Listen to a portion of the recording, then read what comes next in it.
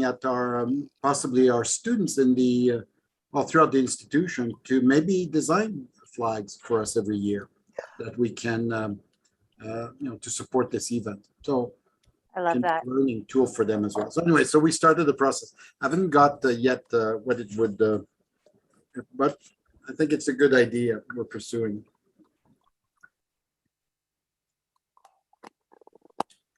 That's my report. I'm done. It's a good report. Thank you, Daniel.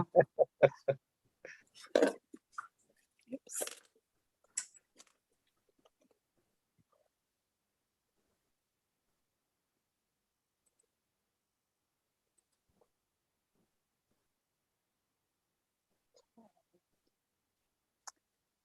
So what's our timing? Where's my glasses?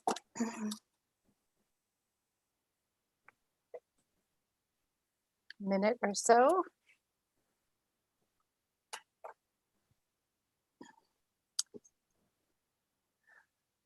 I see Jolene. I haven't heard her yet. Oh, there she is.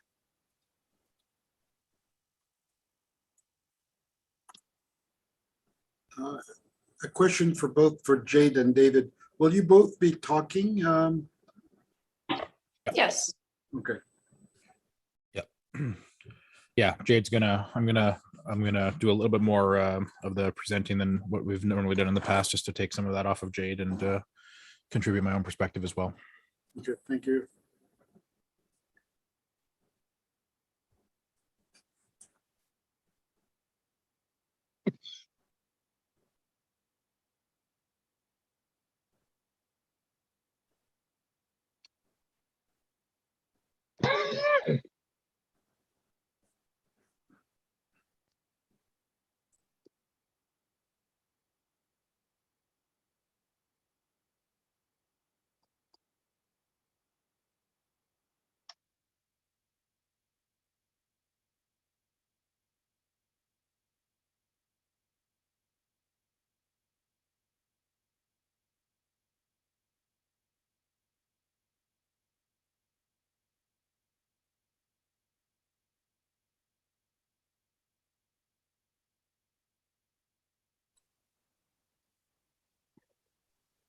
See that we have a raised hand in the chat.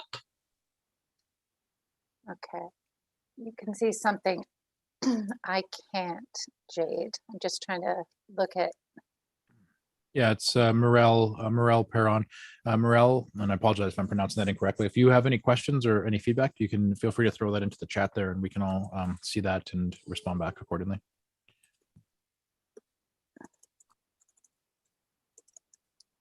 Okay. I'm just doing a welcome.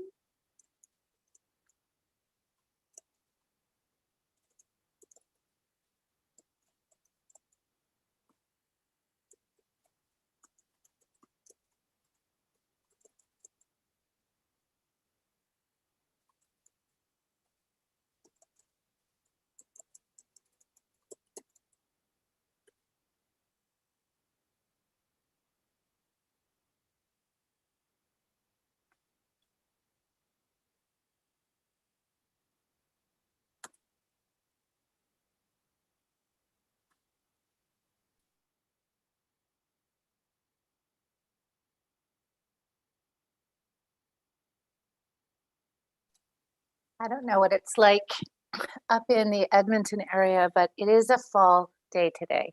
Crisp, cool, at least here at my house. Cozying up.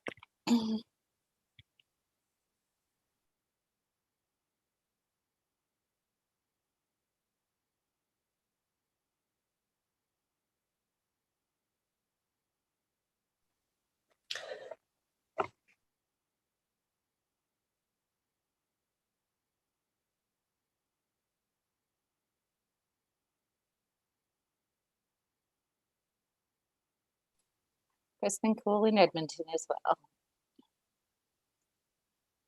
Okay. I see Morel's having audio problems. I'm not as familiar with Zoom and tactics for being able to problem solve. My team's response is typically to log off and log back in again. I'm not sure if it's the same on Zoom.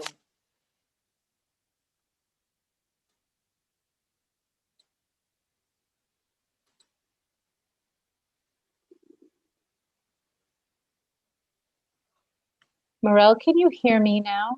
It's Kim. Marielle. Oh. Let me see your name. It's Mireille. I'm going to let you keep saying it, Daniel. It sounds beautiful. Well, it's French. Mireille. Of course.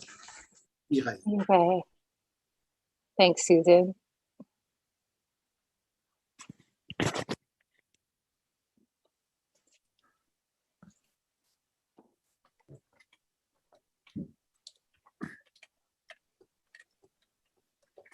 So for the group here, I'm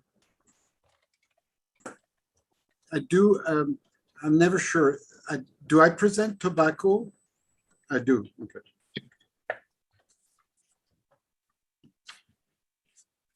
We're learning, Elder Casey, especially when it's virtual, making sure, I think we all have, the bar is high in terms of making sure that we follow protocol appropriately. And so I appreciate your patience as we continue to learn. No problem.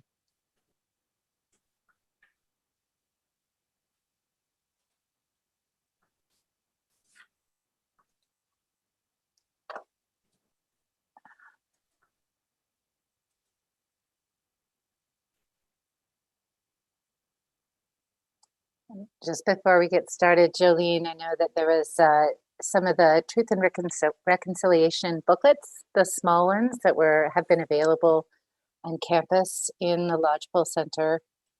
I see a tweet post about it as well. So I'm just gonna paste the image. Are they still in the Lodgepole Center, Jolene? They are, yeah. They're just on a counter in there and they're available. Anyone is welcome to take them. Thank you. Yeah.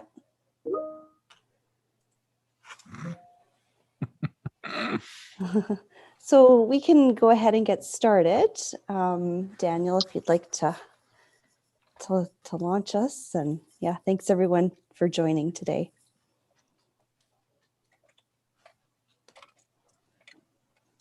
You're on mute, Daniel. Okay, so shall we start? Yes, please. Okay.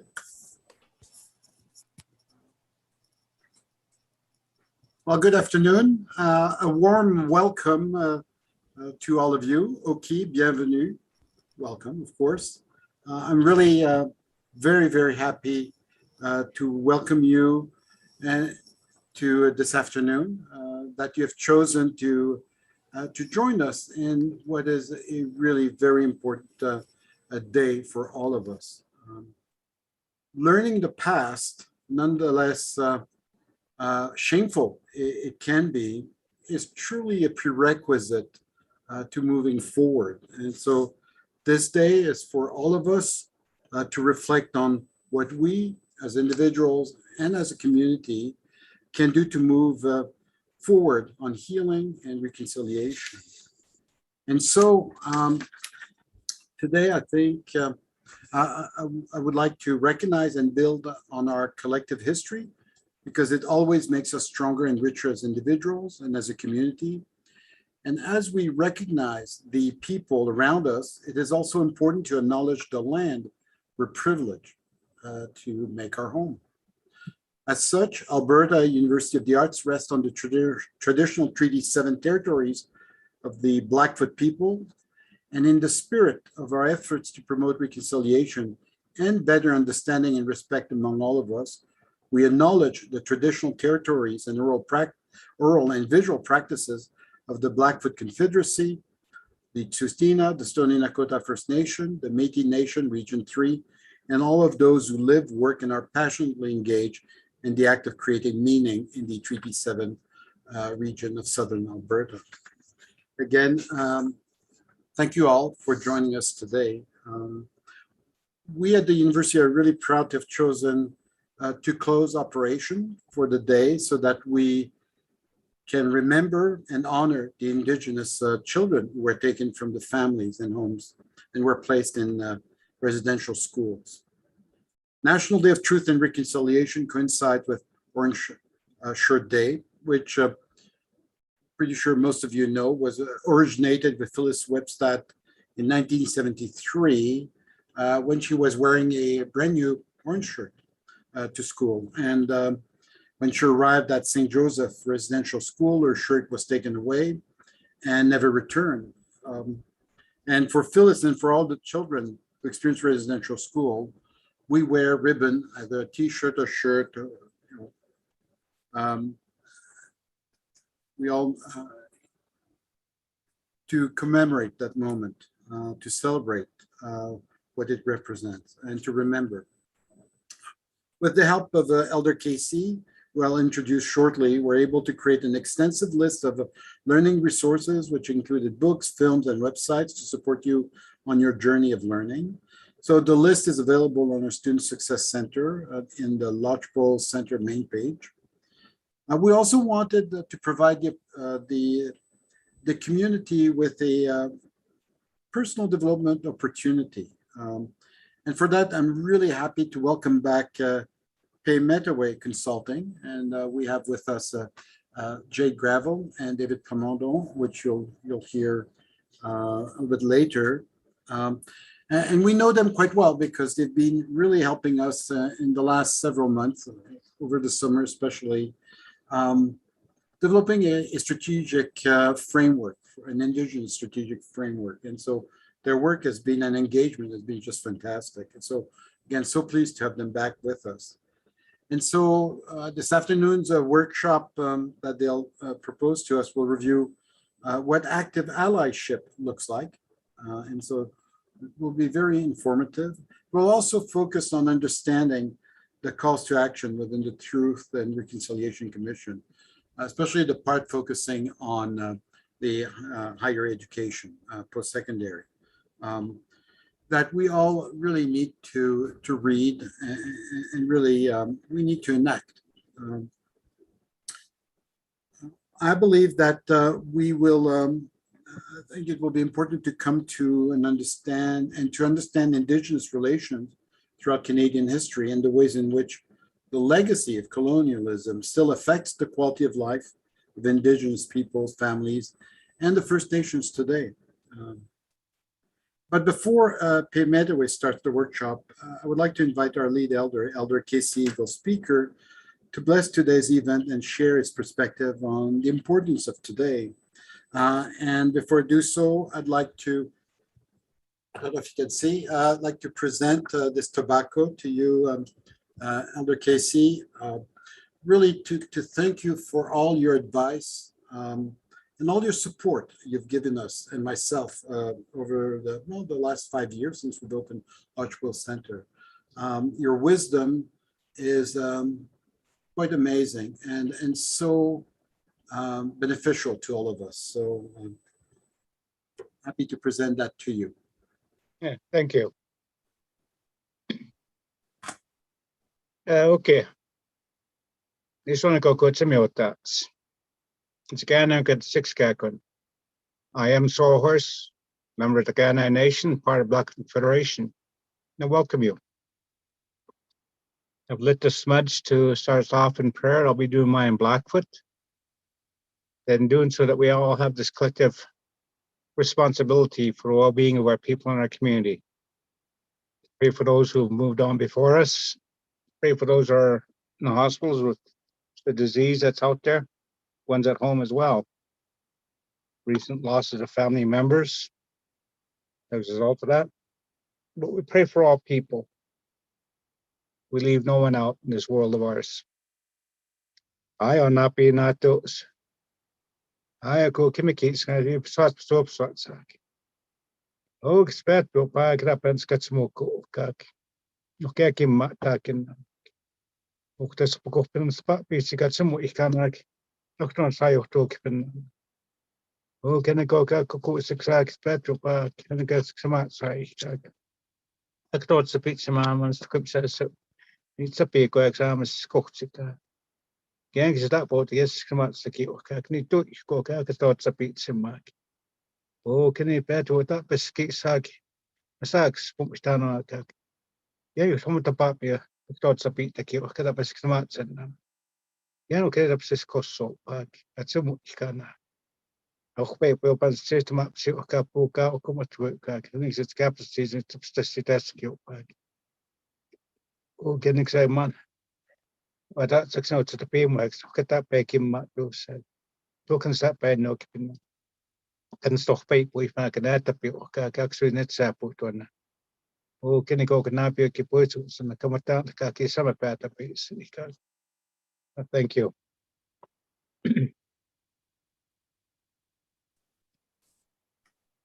So the TRC Truth and Reconciliation Commission, when they brought that out, they talked about reconciliation. What do we need to do? But when I look at that and I look at reconciliation, I broke it down to 4 steps as I look at it. First being truth. Hearing the true stories, the untold stories of the indigenous people of the land. Also hearing the truth of the impact of colonialism, restrictive, oppressive policies. Also hearing the truth of the residential school era, which the federal government, Supreme Court of Canada deemed as a true form of cultural genocide about 2.5 years ago. We have to hear the truth of restrictive and oppressive policies that affect the people, indigenous people.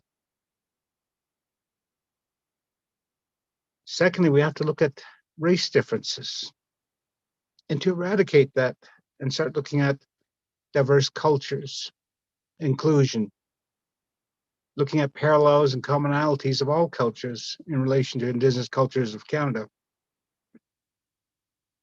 We also have to look at equality and equity that was never afforded to indigenous people. Even unto this day, there's still some inequalities and equities that happen there. Institutions, whether it's in justice, health, education, the corporate sector, that were based upon colonialistic ideas that really feeds itself to systemic racism. Those are the areas I look at when it comes to TRC and say, what do we need to do?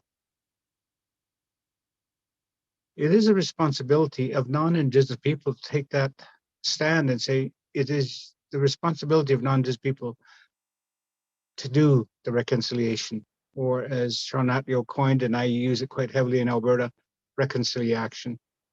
What can you do? We know in the calls to action, Article 92 talks about businesses, institutions like that, and what can they do? You know, a simple measure of having land acknowledgement is one of the first steps, but a critical step in doing so. Secondly, to have the bravery and the courage to hear the true history of what happened to the people. To understand, to learn behaviors, learn mentality, learn spirituality, learn the emotions of our people. And they're not the easiest stories to listen to. They're extremely difficult because it's going to challenge you around what you've been taught all these years about indigenous people. It's going to challenge the family loyalties that you have, that some of these stories come from family members. It's going to challenge that angered portion of you to hear the truth. Indigenous people were taught that they were unworthy, undeserving. Oppressive policies such as education was denied indigenous people, despite the residential schools, where it became law that after leaving that you were not entitled to education. Employment was also denied indigenous people. The Natural Resource Law of 1930 that stated that you as the man of the house and any members thereof are no longer to seek or have employment. In return, we'll give you a monthly relief check, which we now know as welfare. That if you're caught doing so, or any member thereof, then you'll be in prison and that check will come to a stop for your family. And that relief check was to offset the rations. You know, I've always said, you know, when I was growing up, our rations were 2 cases of pork, a sack of potatoes, flour, salt, sugar, and tea. That was the extent of it. So that money was extremely important to people. And when you look at that, and the residential school in 1920 made it mandatory that all children aged 4 to 16 were to attend residential school against the will of their parents. It was a law.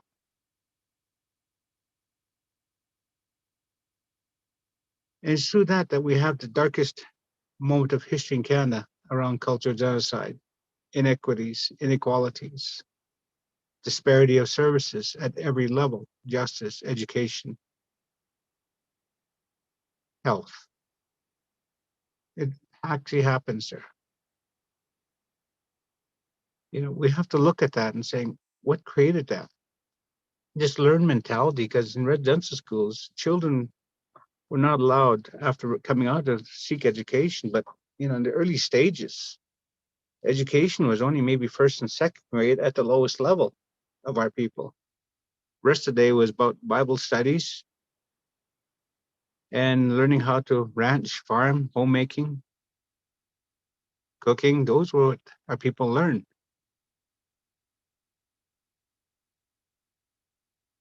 You know, those are things that come about. And we were taught in residential school. I was number 56 in residential school. I spent my years in there. But in there, they taught you that the color of your skin is wrong. Your language is wrong. Your beliefs and values of your people are wrong. The customs are wrong. They're all satanic.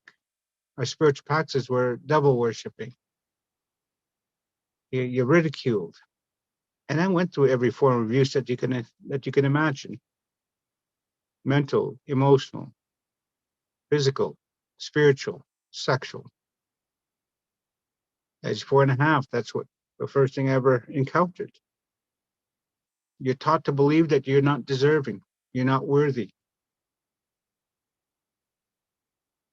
And then the fact that in residential school, if you learn to read and write the English language, it was the headmaster would send a letter to Indian Affairs saying, we have this young Indian child that can read and write the English language. The government would then enfranchise them away from their people. They weren't allowed to go back to their home reserves, back to their homes with their families. So education became a factor that's saying that if I pursue it, I could lose my family. I could lose my identity to my people. Employment too, that if you had a long history of employment, that if you're caught doing that, they can also stop everything that your family is receiving. You can be in prison for that, and everything will stop for your family. These are things we learned, the trauma that we underwent, and yet we're still here. There are still survivors living in this country. The indigenous people are still here. Métis, Inuit, First Nations. We have overcome. And when you want to look at resiliency, look around and see the indigenous people. They're still here. That's what we call resiliency. We're still here. We did not perish. The calls to action is to bring those factors into play, to hear the truths, and to also hear the untold stories, the true history of indigenous people. Who are they? To honor those who've gone through the residential schools and to overcome the horrors of the residential schools, who in some cases have been able to turn that around to say we need to educate. As often as I put it, to build accomplices that type of history will never happen again. To have accomplices that we can build a brighter future together. It is time society realizes and accepts and recognizes the true equality of the skills and abilities and education that indigenous people have been able to achieve. rather than seeing him as just being an indigenous person and give him, you know, situations where at some points it's almost tokenism. To understand our ways of being, knowing, and doing is honoring the TRC, Days of Reconciliation, Truth and Reconciliation. It is time that everybody looks at that and saying, what is our cultures? If I'm going to eradicate race differences and replace it with cultural diversity, then to know and understand the cultures we come from, to see the parallels and commonalities we all have, to create the equality that is required in all fields of work and education and health, in all walks of social life, to eradicate the stereotype that people have been led to believe, more and more so, to recognize what's happening to indigenous people around addictions, self-harm, poor health, poverty. These are all learned. It's not our natural way. To realize that the inequities and inequalities that existed that never afforded indigenous people to strive ahead. Rather than being told, be like the rest of us and everything will be okay, that can't work and never will. It's understanding that we are human beings. The first and true identity of any human being in the world is that we're all human beings first. To address the systemic racism that occurs, lateral violence that's used within these systems when it comes to an indigenous person that's in the workforce,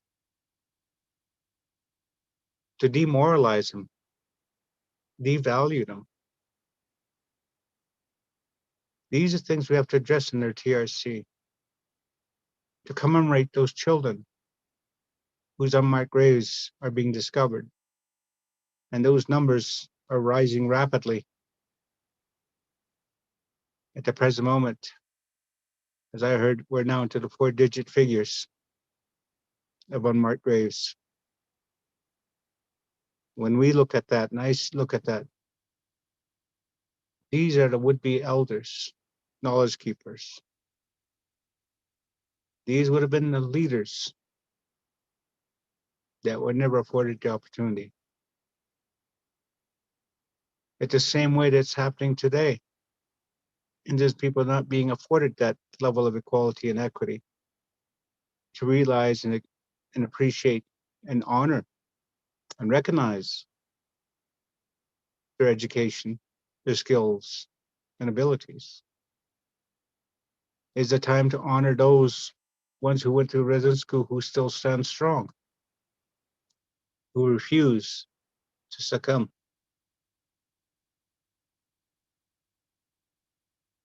The honor and the pride and dignity of our people is what we strive for. Is to understand under the truth and reconciliation and remembering and remembering those children that never came home, honoring their memories, honoring the survivors of residential school.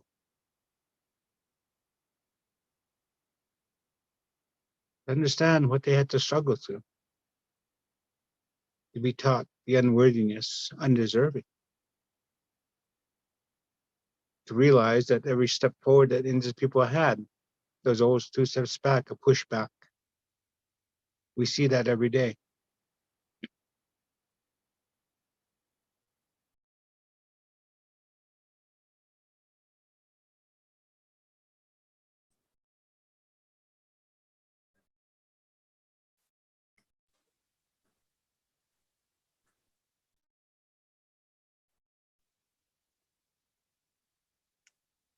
Can we be accepting of each other?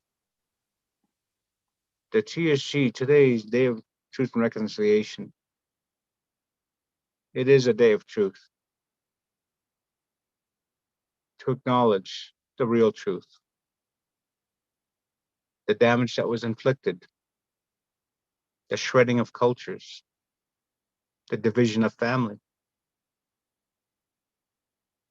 children removed from parents, parents removed from children, Children never really had a childhood.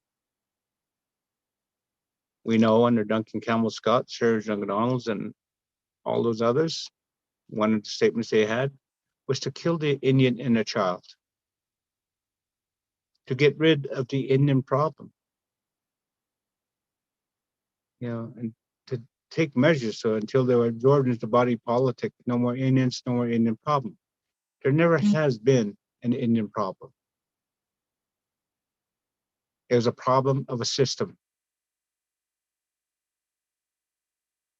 that tried to negate the existence of indigenous people in this country.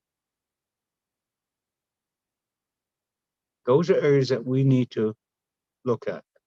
For me, today is a special day, recognizing there's people out there in the world that are actually honoring this day with indigenous people. It's also celebrate the existence of our people, that we're still here. We're in this together. You have the responsibility of reconciliation. We have a responsibility to walk with you and guide you on that journey. It is a responsibility to create healthy relationships and understanding with each other. It is a responsibility not to look at each other through the tone of skin we have, but to see the human being within, because that is, after all, our first and true identity. It is time that society as a whole understands that people are not the illiterate,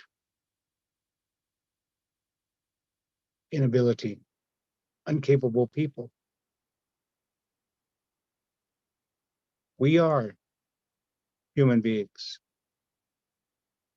You and I have a responsibility.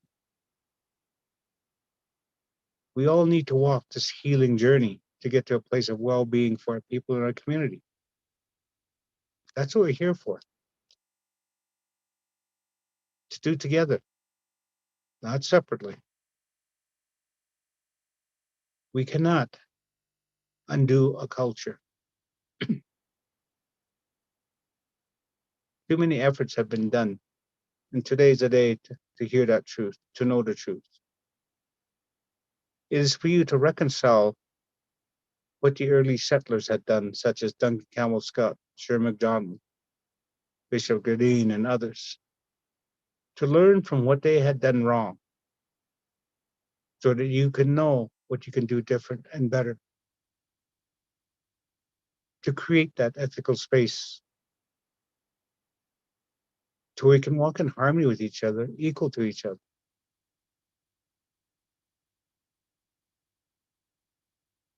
To be civilized at the end of the day. Because part of the residential school was to turn the savages into white Christian civilized human beings. That was their goal. They did not know or understand that we were human beings.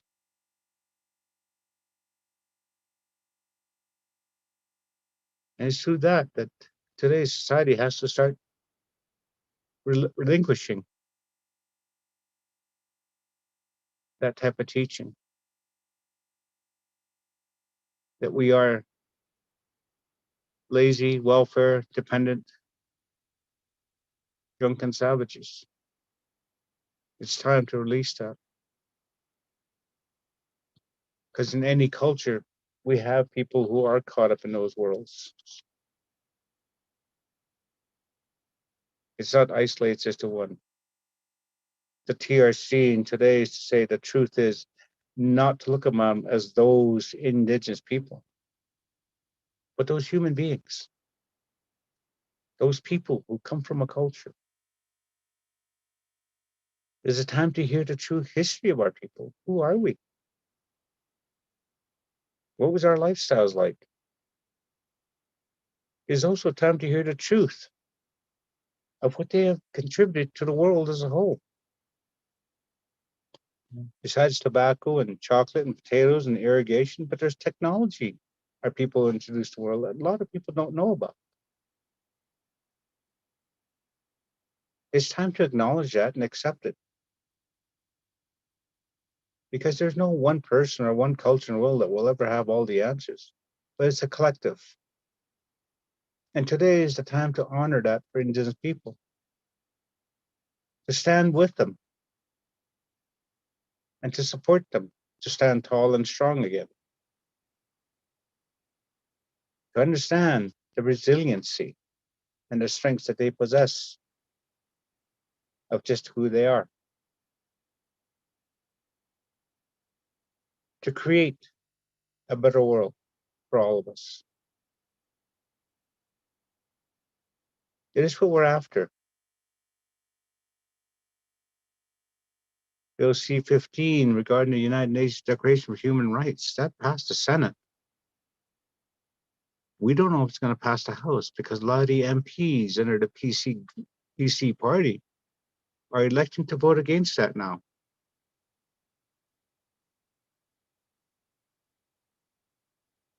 To actually deny Indigenous people the rights to have human rights is deplorable.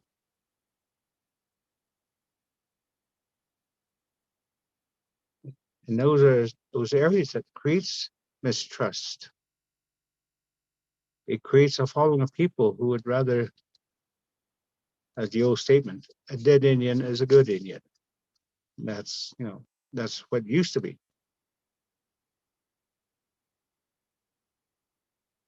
It shouldn't be that way today. I have a responsibility to my own children, grandchildren, great-grandchildren, to give them the true history of our people so they can have a level of pride and honor and dignity as they walk forward. To give them the necessary tools to be successful. Not to be afraid of what they're going to face out there.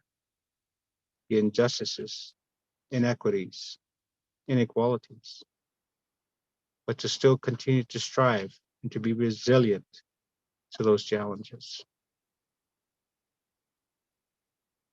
Today is a day of honoring, commemorating. A day to make a stand. To say we should never let that happen again. So thank you.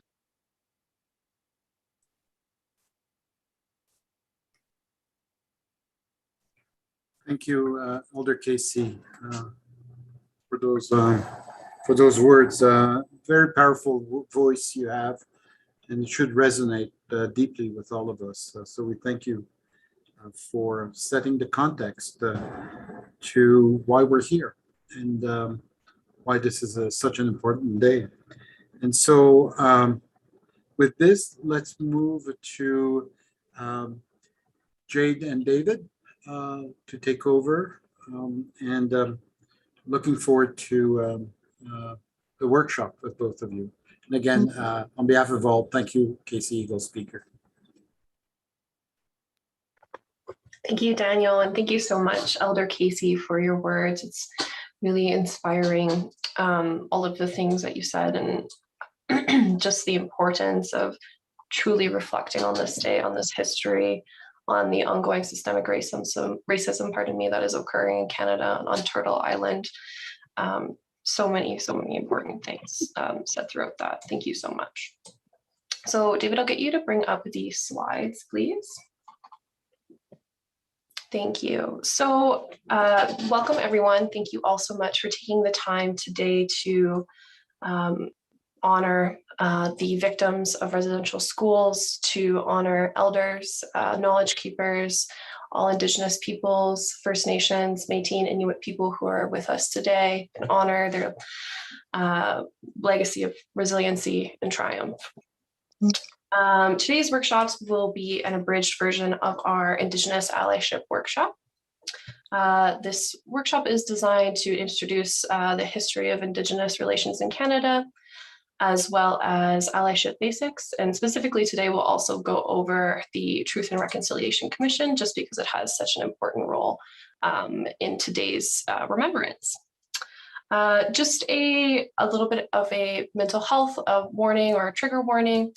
Today we will talk about some really horrible stories, tragic historical events, as well as the ongoing legacy of colonialism and intergenerational trauma in Indigenous communities today. So if needed, feel free throughout the presentation to take breaks as you need, to turn the sound off for a minute, take a second to collect yourself, whatever you need to do to make yourself feel safe and comfortable again, and rejoin us whenever you're ready.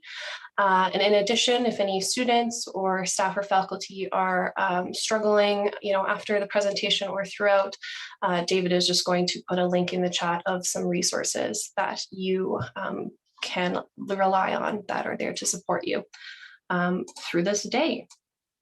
So I'll get you to the next slide, please, David. Just a little bit of a content overview. So today we're going to open with introductions to David and I, talk a little bit about Truth and Reconciliation, as well as Orange Shirt Day, because it's also Orange Shirt Day, as well as the first annual National Day for Truth and Reconciliation. We'll have a little bit of a poll just so we can have some baseline knowledge of where everyone's at in the group. I see that we have quite a few people with us. We have about almost 90, just about 90 people with us today. The first thing we'll go into content-wise will be an overview of historical context, Indigenous relations in Canada. We'll jump into Truth and Reconciliation Commission after that, calls to action, particularly specific for institutions like post-secondary education. And we'll finish off the presentation today with allyship principles, specifically, related to Indigenous people and how you can be a better ally. Exactly what Elder Casey coined, reconciliation, and how we can move towards that. And then we'll end up with some concluding comments. We'll have a brief Q&A period, and then we will wrap it up for today. Next slide, please. And even though David and I are from Treaty 6 and we are virtually guests on the Treaty 7 territory, just wanted to take a moment to acknowledge and address that we are guests of the Treaty 7 territory, the ancestral homelands of the Blackfoot Confederacy, the Kainai, the Piikani, the Siksika, as well as the Tsuut'ina Nations, and of course the Stoney Nakoda First Nations, as well as the Métis Nation of Alberta in Region 3. We acknowledge all of those who call Treaty 7 home, and we really appreciate being welcomed as guests here today. Next slide, please. And I'll hand it over to David just to talk a little bit about the importance as well as some of the ironies of land acknowledgements. Thank you so much, Jade. And I just want to, I know we just missed him, but a big thank you to Elder Casey for taking the time today and for setting such a great tone and sharing his knowledge and experience with us all. So land acknowledgements are something that I have very conflicted feelings about. It's something that Jade and I talk about frequently in the work that we do at Pimedaway and as Indigenous people. Of course, we recognize the inherent value behind the intent of land acknowledgements, which is to raise awareness of Indigenous presence, traditional Indigenous lands, as well as the rights that were granted to us under treaty with the Crown of England. It also can serve as a reminder towards the relationship that Indigenous people have to the land and a reminder of the legacy of colonialism. However, it also can tend to become a resource that gets too heavily leaned on, or a resource that tends to fall into, we've done our part for Indigenous people, or we've done our part, to recognize the impact without actually doing any work towards it. Like any act of allyship, land acknowledgements are a good start. They're a good tool to have in the toolkit for allyship, for organizations to recognize Indigenous people. But it's also really important to not fall into this trap of saying, well, we've done our land acknowledgement, we've done our work, and now we've checked that off the list, and now we no longer have to do the work. It is a good starting point, but I think it's also important to recognize other major parts of Indigenous land rights, the reclamation movement, the stewardship, and for Jade and I, who originate from Treaty 8 territory, the importance of environmental protection. There are still a lot of communities throughout Canada that have been directly impacted by the lack of proper environmental protections and how that impacts communities directly. And so, again, we're not opposed or against land acknowledgement statements, and we recognize the value that they have, but they are just one very small piece of the work of reconciliation that needs to be done. I'll also use this just as a quick addressing. I'm not wearing an orange shirt today. I am wearing my Treaty 8 territory shirt today. So I just wanted to acknowledge that. I do think that Orange Shirt Day, like land acknowledgements, are an important step towards reconciliation, but I think it's also important to recognize, especially for Indigenous people, or for non-Indigenous people, I should say, reconciliation needs to happen every day. It can't just be something that happens on September 30th. Orange Shirt Day, the reminder of the bodies, the dead children that never went home, needs to be recognized every day. And so for that note, I support the idea of Orange Shirt Day, but for my own personal reasons, I wore my Treaty 8 shirt today rather than an orange shirt. So I just wanted to address that at the start, just so anyone was curious as to why. And then I'll hand it back over to Jade to do an introduction. Thanks for that, David. It's good to have that context as well.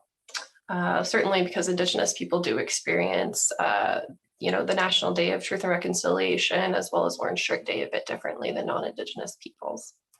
And then obviously they'll have a little bit of a different role and a relationship towards the day as well. So it's important to acknowledge. An introduction of myself. My name is Jade Gravel. My pronouns are she, her. I am the co-founder of Meadoway Consulting, and I act as the director of workshops and consulting.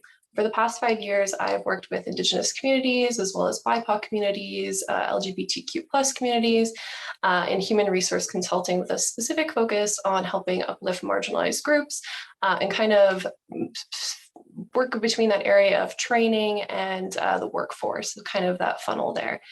In more recent years, I've been working with heavily with Indigenous communities in my role with Meadoway Consulting,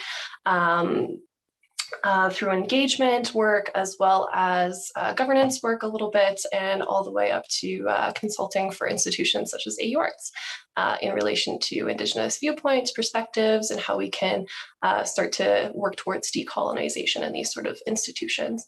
And of course, I'm a proud member of the Métis Nation of Alberta.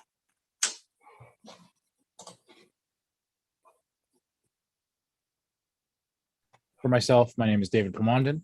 Pronouns are he, him.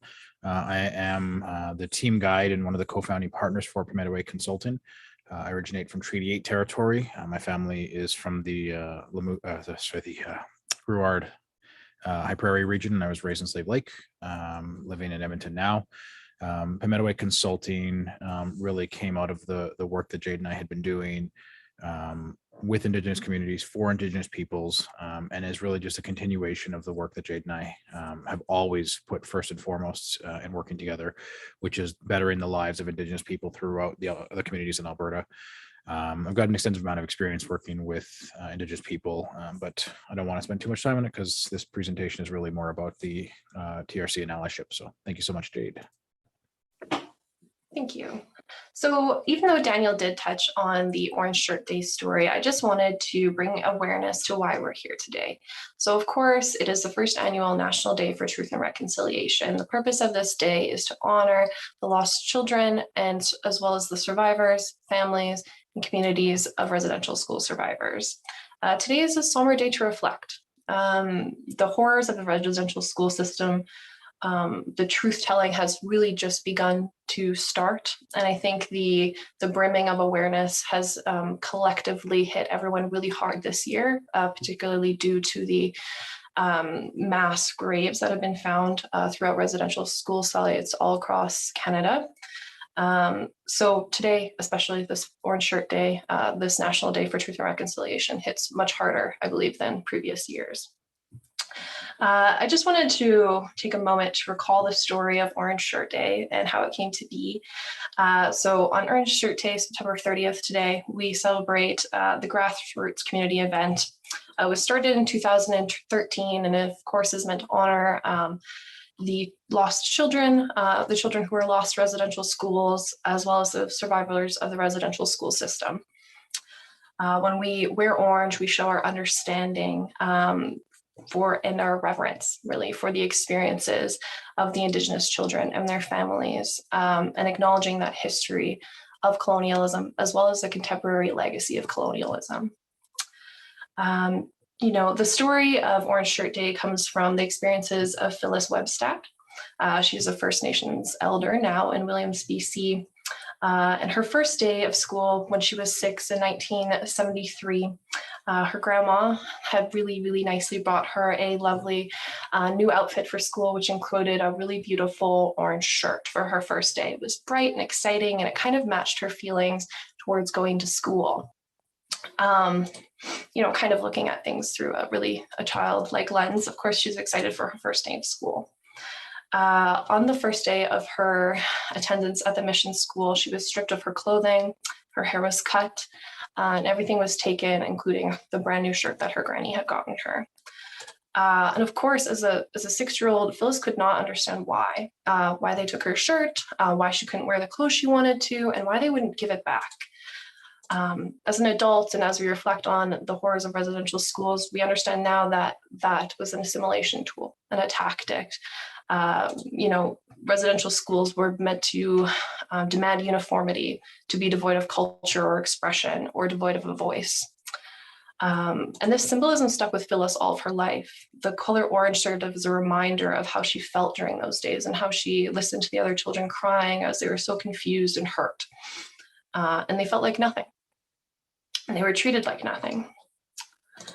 So this is why we wear orange today, to remember those children who felt like no one cared about them. And just a reminder for how close this history is, and the legacy of this history that continues on today, is that Phyllis is only 54 years old today. Just to continue to draw what sort of actions we want to receive from Orange Shirt Day, I heard a really great quote from David Robertson. He's an Indigenous author and public speaker that travels all throughout Turtle Island. And a really great quote, I'm just going to read it directly. If a kid asks, why do we have to wear orange shirts at school?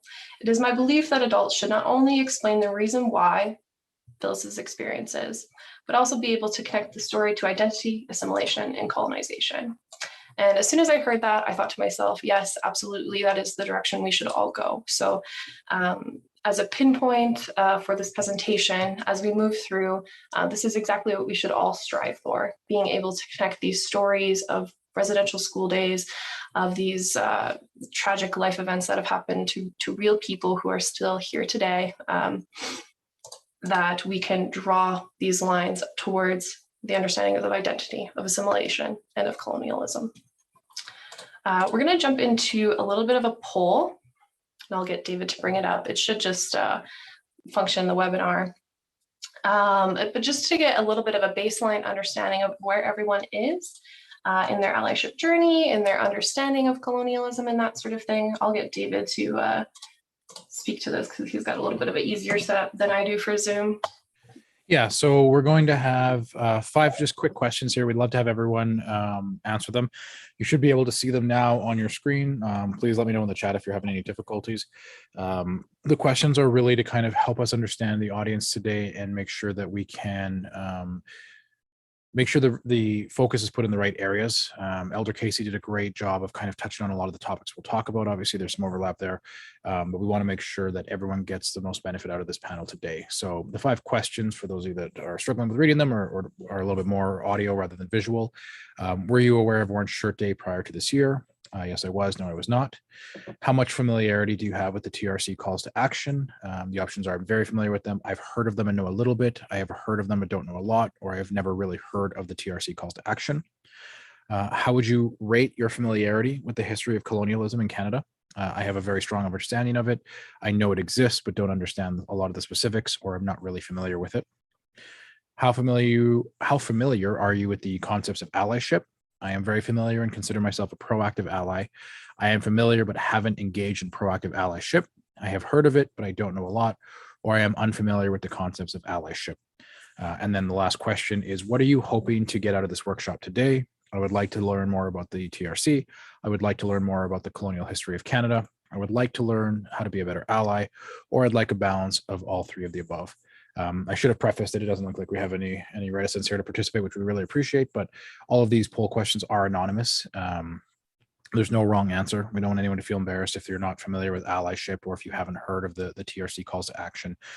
As I said, this is really just to kind of ensure that Jade and I can keep this in mind as we move through the presentation today and make sure that we are providing the best focus to cover the most valuable topics for the team here.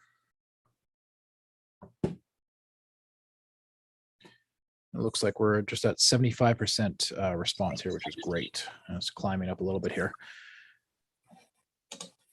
But like 30 more seconds. Then David, if you wouldn't mind just kind of reviewing the answers or the majority rules would be awesome. Thank you. Yeah, it looks like, thankfully, a lot of people have heard of Orange Shirt Day. For those of you that haven't, again, we don't want you to feel embarrassed or feel any shame towards that. Canada as a society has done not a great job of representing and identifying a lot of these key issues. They are obviously, collectively, we're getting better. How much familiarity do you have with the TRC calls to action? It looks like the majority have heard of the TRC calls to action and know a little bit, but there are still a fair number of people who have heard of them and don't know a lot. It's almost an even split in terms of the familiarity with the history of colonialism in Canada, which is not surprising. Our traditional education system, unfortunately, has done a very inconsistent and many times poor job of helping people understand what the true history of Canada is as it relates to Indigenous people and how colonization has impacted them.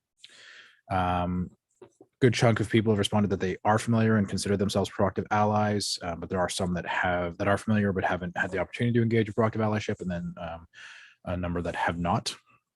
And it looks like the majority of people would like a kind of split of all three. So discussion about the TRC, more about the colonial history of Canada, and a large chunk that would like to learn to be a better ally. So we will definitely cover all three topics, but maybe we'll make sure just to prioritize some of the topics on how to be a better ally and some of the allyship tools that we can provide for everyone today. Absolutely. Thank you so much for everyone for participating in that. It really helps us guide which direction we want to go with the presentation, as well as how we can best suit our audience. So the first part of our presentation is just because you cannot separate truth-telling, reconciliation from true history. In addition to, pardon me, I'm just looking at the chat. In addition to the history of Canada, as well as the Indigenous relations through Canada, it's important to review this history to have some context around how history has affected the legacy of colonialism, modern day systemic racism, modern day policymaking, and how it has really formed this relationship that we have today. So I'll get David to jump into the next slide and just review some terms. Absolutely. Sorry. And I will be addressing the comments and questions in the chat here in between my speaking. So I'm just going to put that on hold. But I did notice your comment, Nicole, and I do think it's a great comment, and I'll address it in the chat just so we're not being disruptive of the whole group. Yeah, so we always like to start off these allyship workshops with a discussion of common terms, just so we're all working from the same kind of base understanding.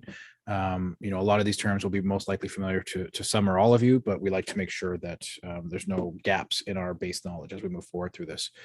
So we'll talk about terms like First Nation, Métis, Inuit, or Inuk. And those, of course, are three different categorizations of Indigenous people. And so one of the challenges and one of the things we'll talk about when we get into kind of the history of the Indian Act and colonization is that these are kind of blanket terms or terms that have been applied to traditional Indigenous people to create this separation between us culturally.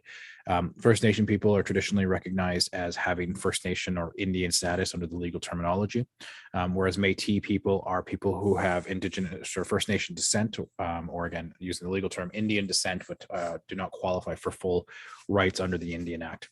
And then the Inuit or Inuk people are, of course, a different categorical group, typically living in the northern parts of Canada. Indigenous is a term that is used to kind of identify that entire grouping of people. It's changed over time to move away from Aboriginal, which was previously the term that was used as a blanket term to describe that. There was a push to move away from the term Aboriginal because Aboriginal is a little bit more generic on a global level, and Indigenous is a little bit more reflective of the Indigenous communities and people of Turtle Island or North America, as opposed to Aboriginal, which just kind of refers to the original people of any specific territory. But for our intents and purposes, Indigenous, Aboriginal, these are all labels that were assigned to us, typically speaking. There are other terms that we can talk about. Native American is still prevalent a lot in the United States. The term Indian. These are other identifying terms that Indigenous people will refer to themselves, each other as. Indigenous is the most politically correct term, but one of the things that's important to remember, especially when you're dealing with any Indigenous person, especially elders, they grew up identifying themselves either as Indian or Native, and it's really important to not try to insert yourself into that identity of how they see themselves or how they see other Indigenous people, especially as if you are a non-Indigenous person. It's up to that person to identify themselves however they feel most comfortable. Turtle Island, of course, is one of the more commonly used terms to describe the territory, the landmass that we live on, otherwise known as North America. Turtle Island puts a little bit more ownership into the identification in the landmass, and it puts a little bit more recognition on how it was identified by a lot of Indigenous groups prior to colonization. I struggle sometimes with referring to it as North America as Canada because those are like, very colonial terms.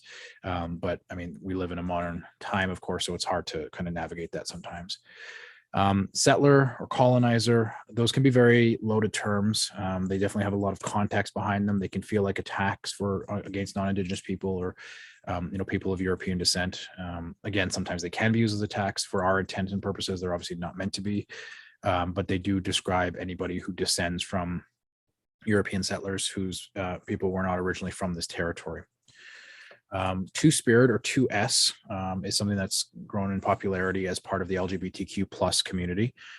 It specifically refers to the idea of two-spirit, and it is somebody who identifies as having both masculine and feminine identifiers.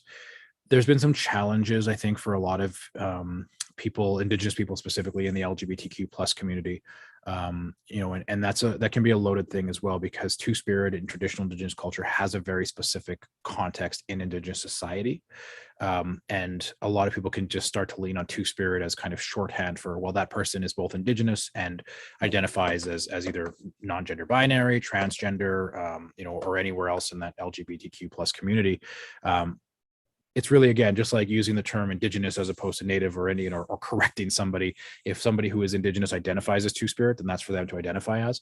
But it's really not ideal or really prescriptive to identify somebody who is Indigenous and who is anywhere in that LGBTQ plus identifier as two-spirit, unless they've identified themselves as two-spirited themselves, because again, that has a very specific context. The term powwow is one of the most unfortunately appropriated terms by modern society. It's used very often in corporate or other, westernized settings, and it becomes shorthand for let's have a meeting, let's have a powwow about this, let's meet about this, let's connect about this, which really devalues the actual intent and history behind powwows. Powwows were more than just meetings between Indigenous people. Powwows are specifically cultural and spiritual events, and they're gatherings of communities that has a lot of context behind it.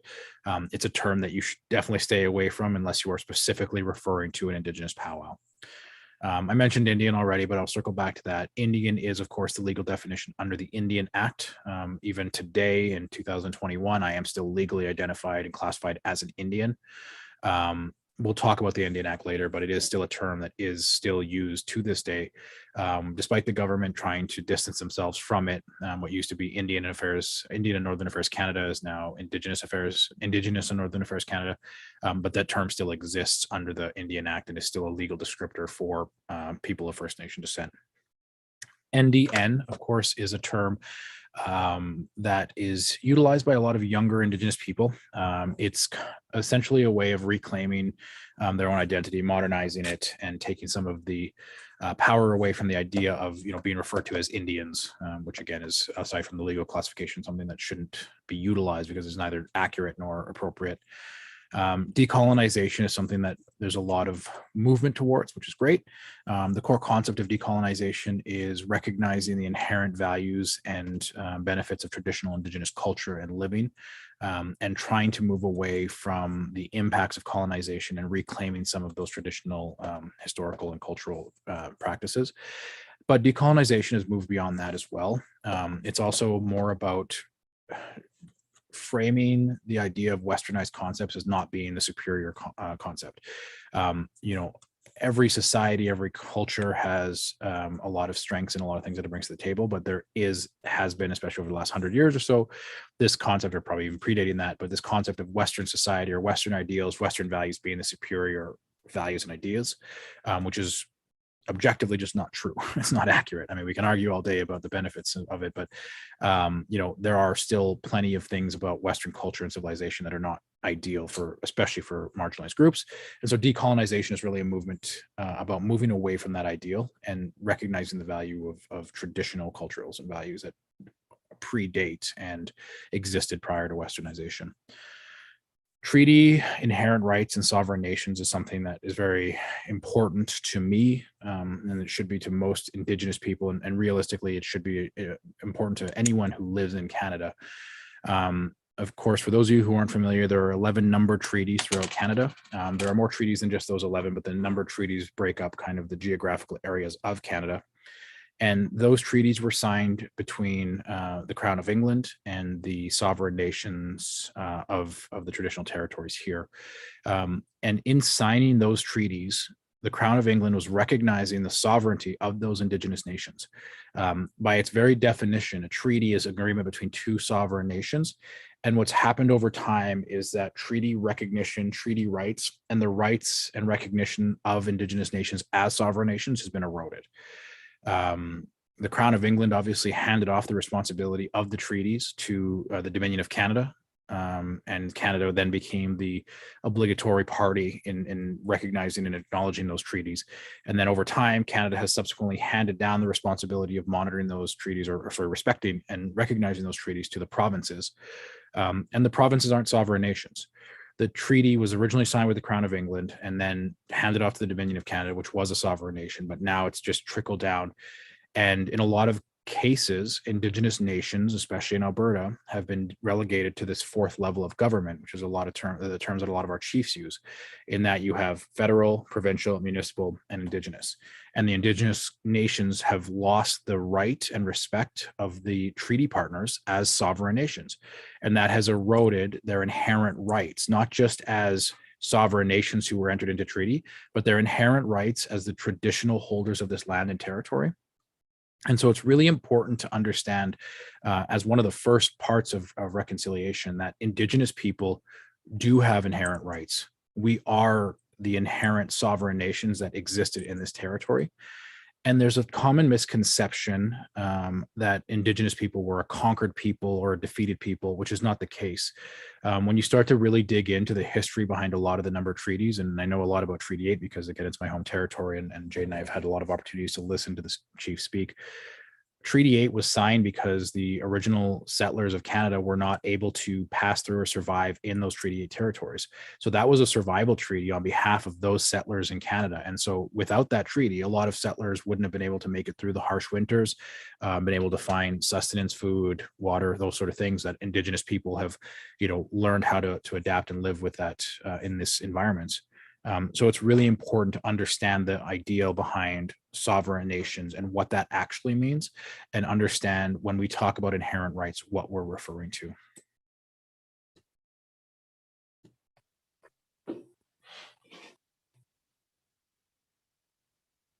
Thank you, David, especially on those last three points: treaty, inherent rights, and sovereign nations. Just such a really great job of providing context there. Thank you so much. So as we move through this historical conversation, historical that bleeds into contemporary and modern history, it's important to frame this conversation through the lens of intergenerational trauma. Essentially, what intergenerational trauma is, for those who aren't aware, it is trauma that happens that is unrelated to subsequent generations, but is passed on due to the original trauma or traumas being untreated. So it is a trauma, an untreated trauma-related stress that is experienced by survivors and is passed down to subsequent generations due to the severity of the trauma and the lack of treatment of it.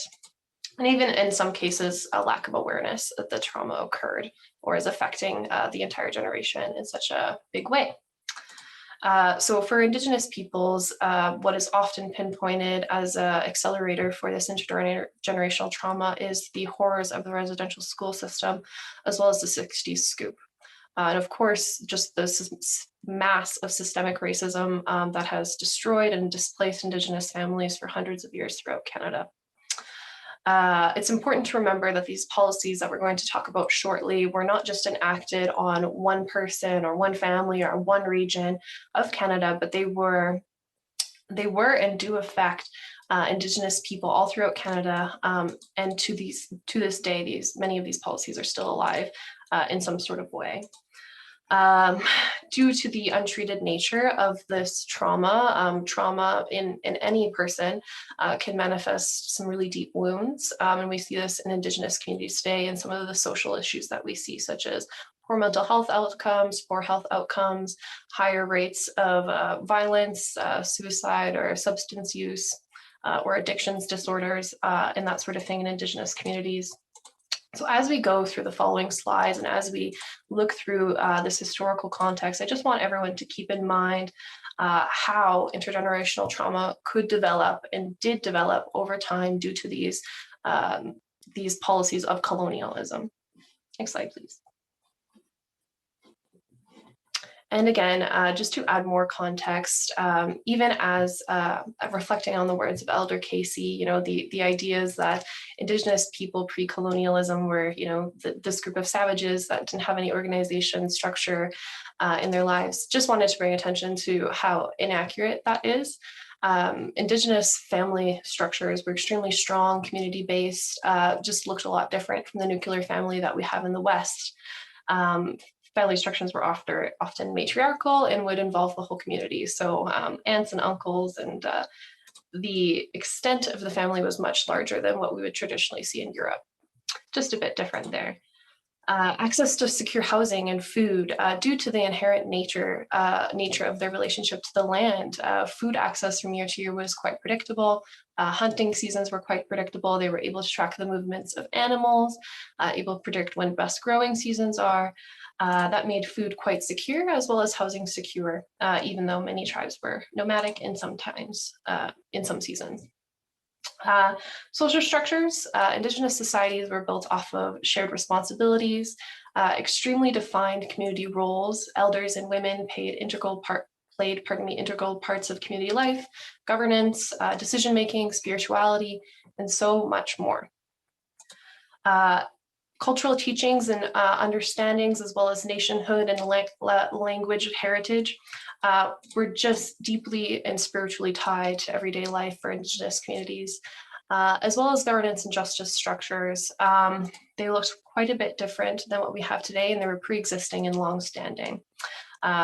These structures were related to making decisions, as well as creating potential punishments for community members who had wronged their community or their fellow community members, pardon me. Independent economic planning and trade. So again, this idea that they're kind of, you know, Indigenous people at the time were kind of just had no organization, had no planning. This is just not accurate, pardon me. They made their own relationships with trade, created their own treaties among other Indigenous groups, chose war or not to war, and had very many structures in place to make decisions in a consensus sort of way, in a cyclical way. And of course, just to touch again on the land-based connection and how important the land was for every aspect of social, community, economic, spiritual, and just the ability to live on the land, to be able to survive. Next slide, please. Just a bit of an introduction before I hand it off to David to talk a bit more about the Indian Act. The Indian Act is probably something a lot of us are pretty familiar with. It's a really long-standing act in Canada. As we can see, our country is not very old, and this act was instated in 1876. Early policies predating the Indian Act really related to Indigenous resettlement, Indian land rights, Indian rights in general. Just a reminder that I'm using the term Indian in the context of legality here. Though these policies did become increasingly problematic for Indigenous peoples. So for example, of early policies, the 1850 Act for the Better Protections of Lands and Property of Indians in Lower Canada was one of the first pieces of legislation that set a legal requirement of what it meant to be an Indigenous person, or to have the concept is kind of a precursor to the concept of status, is what we know today. So whether or not you're a status First Nation, for example. further to that, Constitution Act of 1867 promoted Indigenous civilization. What was really hoped through these land acts and through these Indigenous acts pertaining to the lives of Indigenous people, many of these were meant to resettle, create entitlements, whether or not Indigenous people were or were not entitled to certain areas of land. And what the main goal was for most of the precursor acts was voluntary enfranchisement.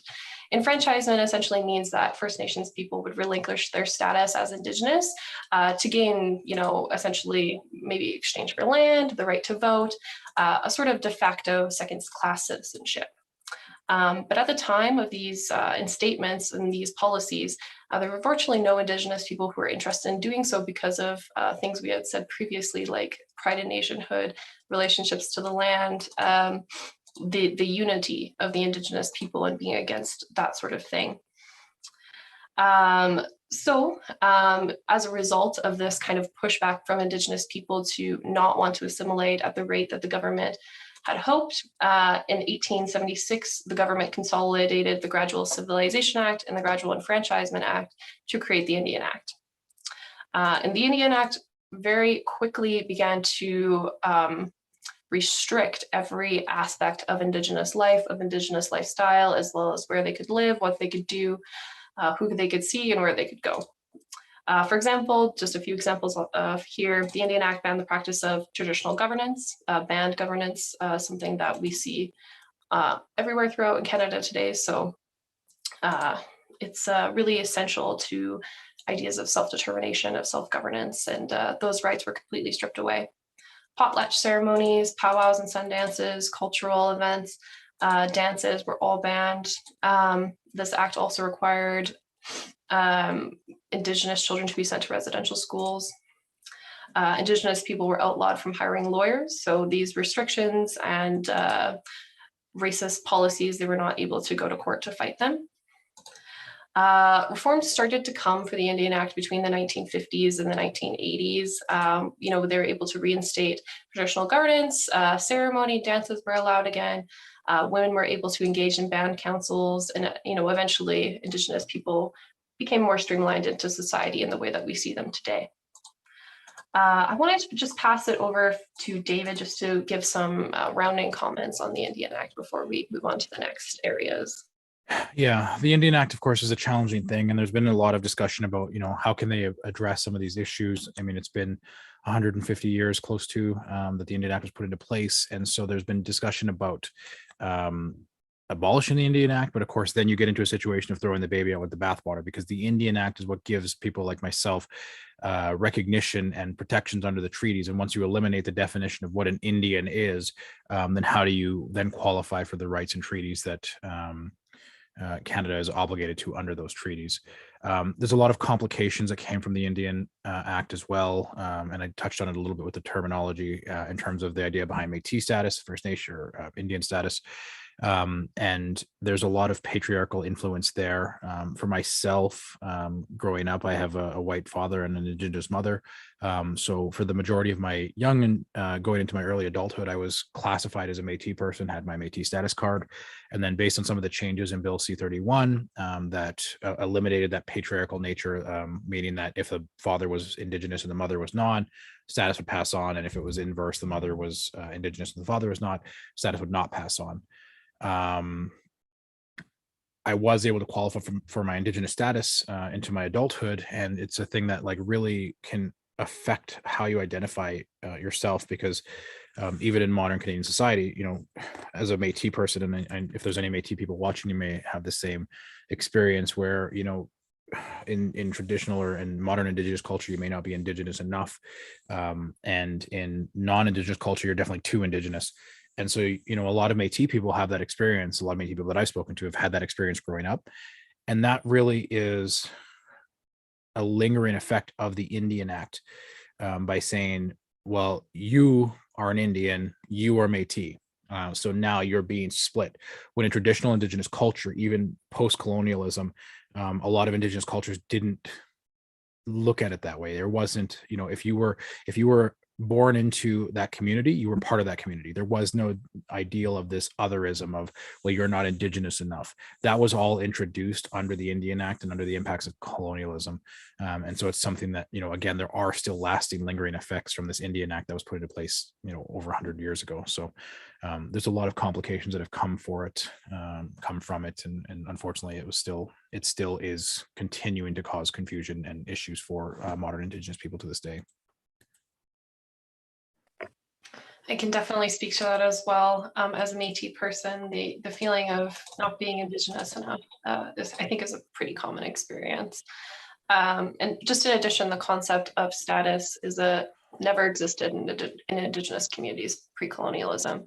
It's a concept that has been brought forward through the Indian Act, as well as other settler policies that have been enacted to assimilate Indigenous people, and has just been something that's kind of leaked into modern culture. Next slide, please.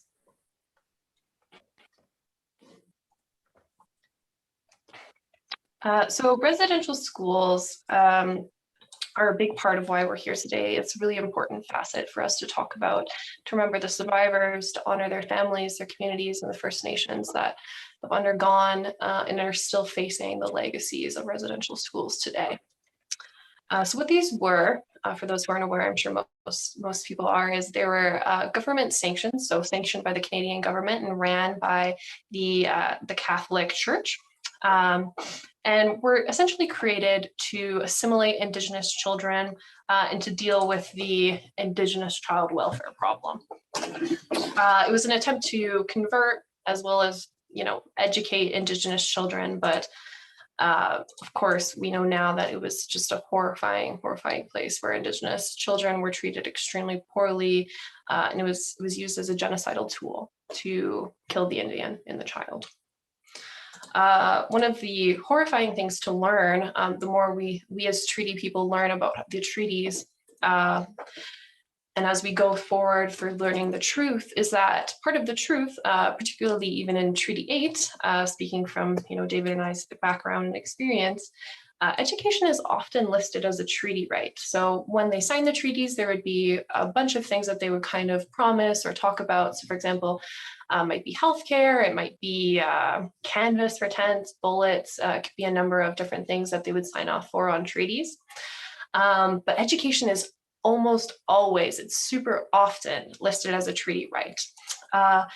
And the treaty right of education, in a big way, residential schools were Canada's response to this right, to this agreement between two nations. So just to review some of the statistics and facts, I'm just going to be looking at my notes here so I don't get anything inaccurate or wrong. 150,000 children attended residential schools. At the current moment, we know that 6,509 children have been unearthed from these mass burial graves. The last residential school closed in 1966 in Saskatchewan. That is a year before I was born. And it was the last federally funded residential school in Canada. And it's important to know that even in 1996, these schools were federally funded. Often we hear with residential schools, particularly during media conflicts and Facebook comments, that someone will say that, oh, I talked to an elder who went to a residential school and, they were able to play hockey and it wasn't so bad and they had 3 square meals. But it's important to note that the vast evidence, majority, and stories that we have been told from Indigenous peoples and their experiences is that if residential schools were a horribly negative experience that affected an entire generation of people and has lasting consequences for survivors and their children and their families and their communities today. So it's important to reflect on that and be aware of that. Indigenous children were isolated from home. Their identities were stripped as soon as they entered the building. Their culture was scorned. They were removed from their homes, from their siblings. They were forbidden from speaking their language, from speaking to their parents, from sending letters often. Upon entry to school, their hair would be cut. They would be changed into European-style clothing, and they were generally given new names. These schools worked on a half-day system. So, for example, the first thing in the morning, they would be out doing chores, labor, farming, taking care of animals. The goal of these residential schools were to be as cheap as possible, which is probably a pretty big reason why they got the church to do it as a kind of not-for-profit of the time. But in reflection on these half work days, we can really just understand these as slave labor to be able to create self-sustaining residential schools. The quality of education, as Elder Casey had pointed out earlier, was very poor, and really the focus wasn't on education. The focus was on assimilation and a cultural genocide.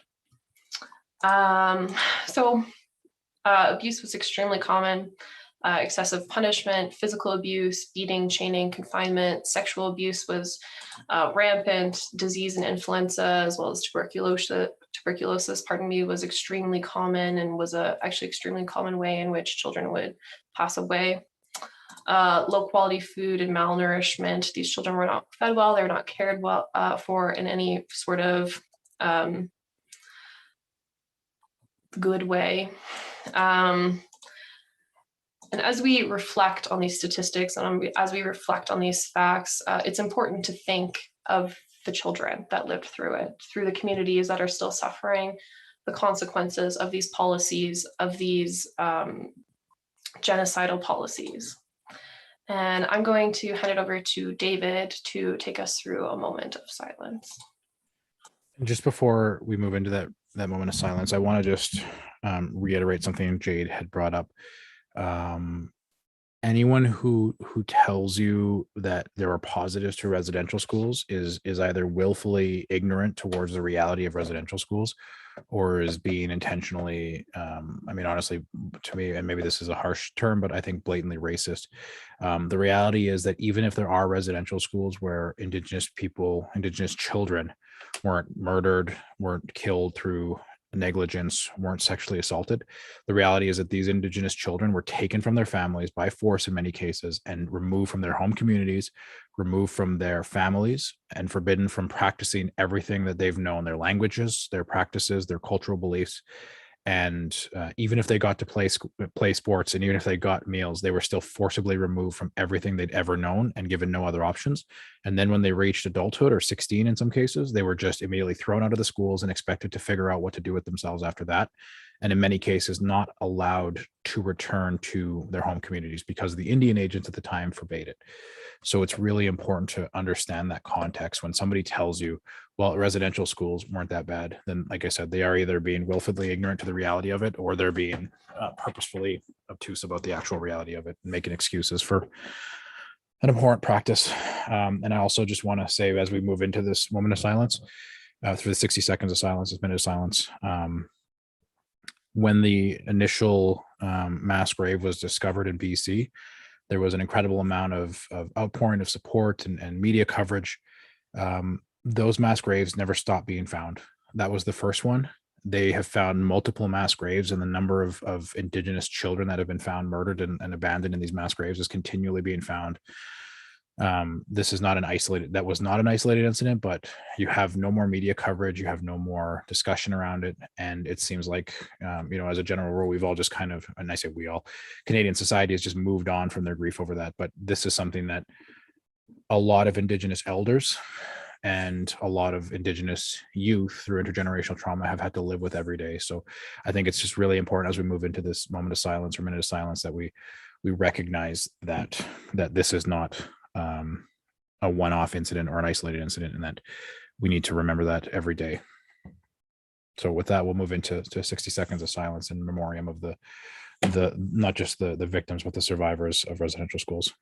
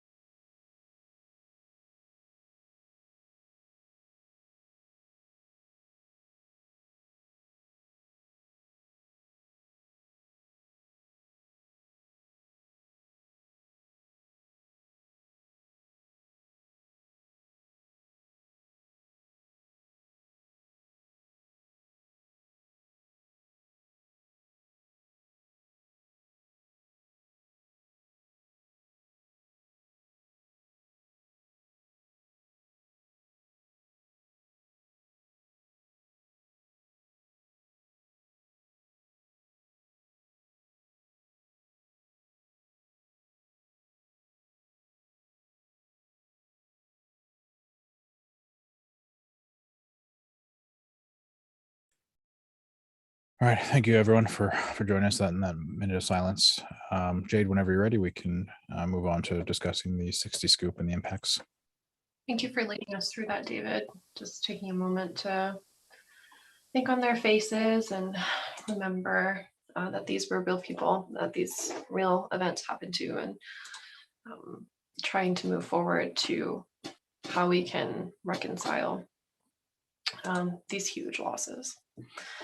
Moving into the 60s scoop, scoop as in the mass abduction of Indigenous children from their homes and communities and subsequent adoptions into non-Indigenous middle class families across the US and Canada, as well as other Commonwealth nations such as the UK or even as far as Australia.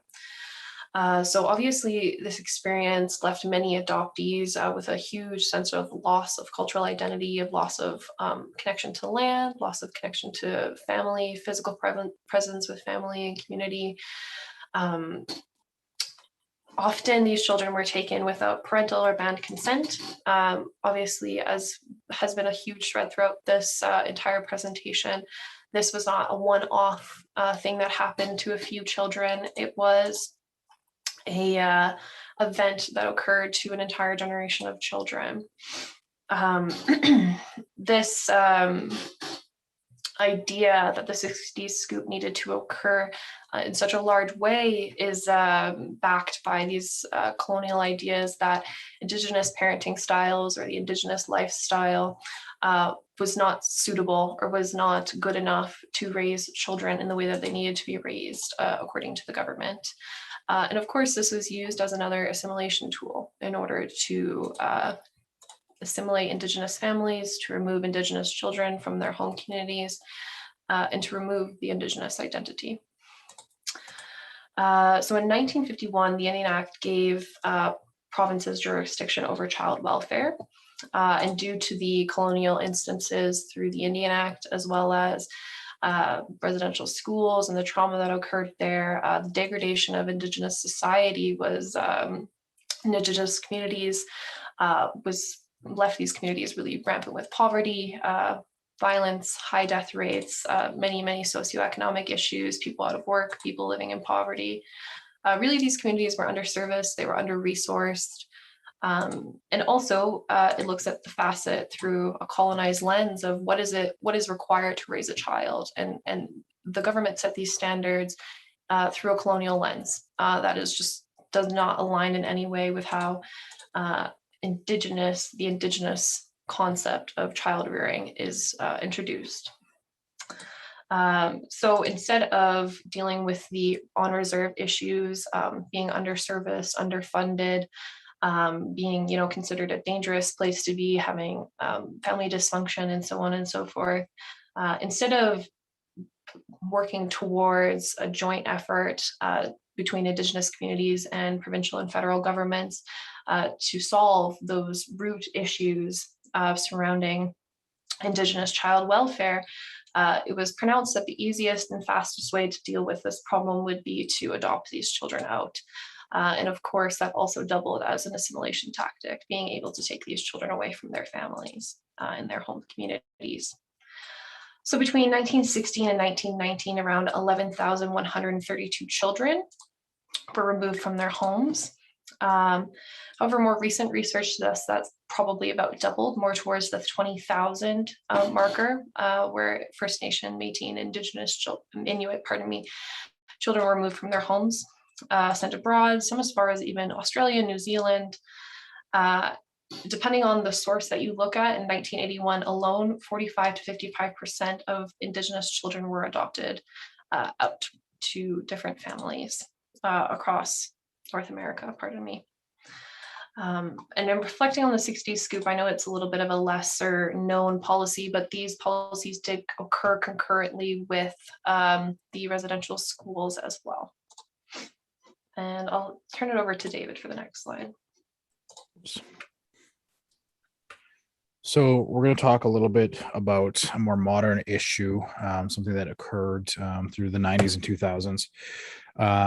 In Saskatchewan, Saskatoon specifically, there was a practice amongst the police force there, the Saskatoon Police Service, colloquially called the Starlight Tours, and known as the Saskatoon Freezing Deaths. So this was occurring fairly systematically throughout the 90s and 2000s. And it resulted in at least 3 known murders by the Saskatoon Police Services.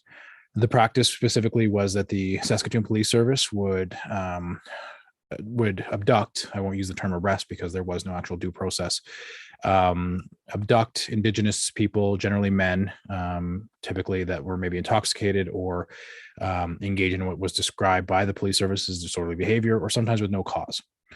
They would be driven out to the outskirts of Saskatoon. In many cases, their clothing, their winter clothing, their shoes, their socks would be taken, and they would be left in the outskirts of town and expected to walk back into town, independent of any of their clothes or anything to protect them from the inclement weather. This dates, there are examples or reports of this dating back as far back as 1976. And as of now, no police officer has been convicted for the deaths of a minimum of 3 victims. There are 3 victims that were identified that had specifically died as a result of these so-called Starlight Tours: Rodney Nastis, Lawrence Wegner, and Neil Stonechild. All 3 died of hypothermia. There was an inquest that was held in 2001 and 2002 that resulted in no formal charges. Neil Stonechild was found on November 29th, 1990 in a field outside of Saskatoon. And his body being found was the catalyst to the inquest and the investigation. In 2000, Daryl Knight was also dropped out on the outskirts of Saskatoon, but was able to call a taxi. And 2 police officers were identified as committing this crime, Dan Hatchin and Ken Munson, both of the Saskatoon Police Services. They alleged that they had just given Daryl Knight a ride home, but were subsequently convicted of unlawful confinement and sentenced to 8 months in prison. They also had admitted to conducting these Starlight Tours previously that did lead to one of the deaths, and no charges were laid for murder or manslaughter. The Saskatoon Police Service has denied the Starlight Tours. Any information about them has been removed by the Saskatoon Police Department. They have enacted a series of denials and trying to bury the truth of this. They don't keep any records of these incriminated actions, so it makes convictions impossible because of the system and the so-called thin blue line that protects police officers and how they all unite. And all of the inquests and investigations that have gone through about the Starlight Tours have never once resulted in formal charges. This is just one example of the injustices that Indigenous people face on a daily basis by police forces. There's obviously been a lot more recognition of the unfair treatment of minorities of all type. Obviously, we're focusing on Indigenous people, but especially in Canada, there is an overrepresentation of Indigenous people in the justice system, an overrepresentation of policing being directed towards Indigenous people. Last year, many of you may have heard of the story of Chief Alan Adam being assaulted by an RCMP officer at Fort McMurray. If you haven't, I highly recommend you watch the video. Chief Adam, just for context, was leaving the casino in Fort McMurray. Several police officers had pulled him over or had flagged his vehicle, and had started to get physical with Chief Alan Adams' wife. Chief Alan Adam, and I have watched the video several times, reacted very aggressively. I think even he acknowledged that. But also Chief Alan Adam has lived in and around the Fort McMurray area his entire life. He has seen both firsthand as an Indigenous person himself, and also how the community has been treated by the RCMP. So there's a lot of historical context to that. If you watch the video, you'll see Chief Alan Adam get out of his vehicle, immediately take a bit of an aggressive stance with the RCMP officer. I will give credit where credit is due. The first officer on the scene was handling the situation and doing what police should do, which is to de-escalate the situation. And then as that first officer was doing that, the second officer, another officer came out of nowhere, tackled Chief Alan Adam to the ground and started striking him, which not only endangered Chief Alan Adam, but also endangered the other officer who was in the process of de-escalating the situation. There was video and photographic evidence of the assault that Chief Alan Adam suffered. And subsequently, Curtis Zablocki, who is one of the higher ups in the RCMP, released a statement saying that there is no history of racism in the RCMP. Curtis Zablocki is the commanding officer of the RCMP for Alberta. And he went on record initially saying that there's no history of racism in the RCMP, which is patently false when you look at the actual history of the RCMP, which we'll get into now. So it is important to remember that when Canada was initially formed, it was a colonized territory. It was colonized by England. And there are several concepts around colonization. And this really leads into where the RCMP started. There are key defining features of settler colonization. Settler colonizers come to stay. Their intent when coming to new territories is to occupy permanently the land. Colonialism is a structure. It's not an event. It is the elimination of Indigenous populations, the assertion of state sovereignty and judicial control over the lands. And the ultimate phase of settler colonization is the formation of a supreme and unchallenged settler state to the people. And so realistically, that is where the history of the RCMP starts. They were first established as the Northwest Mounted Police in 1973. And they were enacted by Prime Minister John A. Macdonald, who adopted the methodologies of the Royal Irish Constabulary as a model. And the Royal Irish Constabulary was originally created to control unrest amongst Irish rebellions against English colonialism. So that was the model that the Northwest Mounted Police was originally designed for. It was a military force created to create law and order under the orders of the government and to corral and control the Indigenous population of the time. That is the exact purpose of what they were created. They were there to settle the West, control Indigenous population, and protect the European investments into settlement. The legacy of the RCMP is shrouded in control, deceit, and violence against Indigenous people. Even going into the 70s, and you have to forgive me because I can't remember the exact the details of it, but the RCMP has a long history of installing and creating frameworks for Indigenous people to basically what's the word I'm looking for? Sorry, losing my thoughts here. The RCMP has a history of installing undercover agents to incite Indigenous communities, Indigenous people to enact violence, and then using that incitement as a justification for bringing down more control and impacts on Indigenous people. It's happened historically a lot in Alberta. And it's important to remember that history of the RCMP, especially in the context of the statements by Curtis Zablocki that there's no racism in the history of the RCMP. Once the RCMP transitioned from the Northwest Mounted Police into the RCMP themselves, their role was to serve as a military and physical brute force arm of the Indian agents. They were there to control and corral Indigenous people and make sure that the Indian agent had a force behind them to go on to the reservations to abuse the Indigenous people, to always showcase and really highlight that who had the control and who had the power. There are hundreds of examples of physical abuse enacted on Indigenous people by the RCMP on reserve, chiefs being dragged out of their homes and beaten in front of their community. So it's really important to understand that context and how much of that has unfortunately bled over to modern policing as well. And this also bleeds into the intergenerational trauma and the mistrust that Indigenous people have with the RCMP, with police forces in general, because that is what the experience and the overall history has been for a lot of Indigenous people. And that has been how they view the RCMP, which is truly unfortunate because, on a national stage, the RCMP is always portrayed as this, noble, majestic police force and protecting all of Canada. But that is unfortunately not the reality for a lot of Indigenous people in Canada.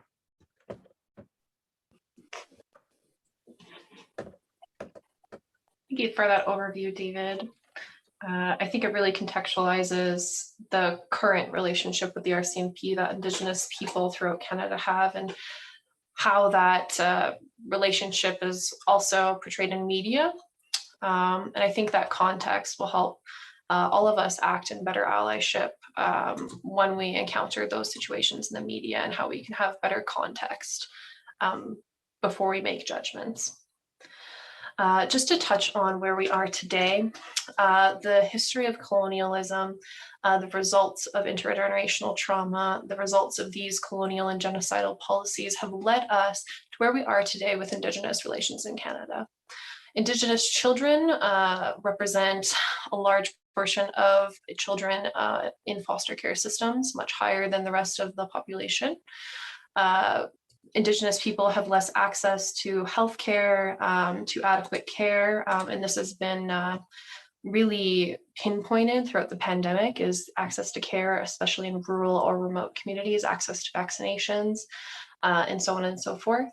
Of course, with the federal election having just occurred, a really big topic was Indigenous infrastructure on reserve, ensuring that they have access to adequate safe drinking water, safe housing, reliable infrastructure on reserves has yet to be addressed, and has been on the docket already for over 6 years. The large amount of Indigenous women and girls who have gone missing or have been murdered. There was an inquiry completed, that was launched in September of 2016. This was an independent national inquiry into the missing and murdered women, Indigenous girls, and in June of 2019, the national inquiry was released with the final report.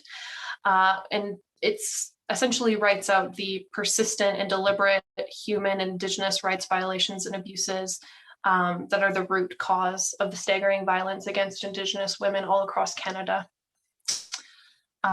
Just some quick, statistics here. Indigenous women and girls are 12 times more likely to be murdered or missing than any other demographic of women in Canada.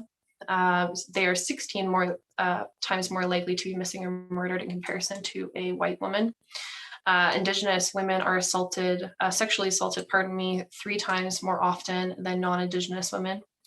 And Indigenous women and children are the most sexually trafficked population in Canada.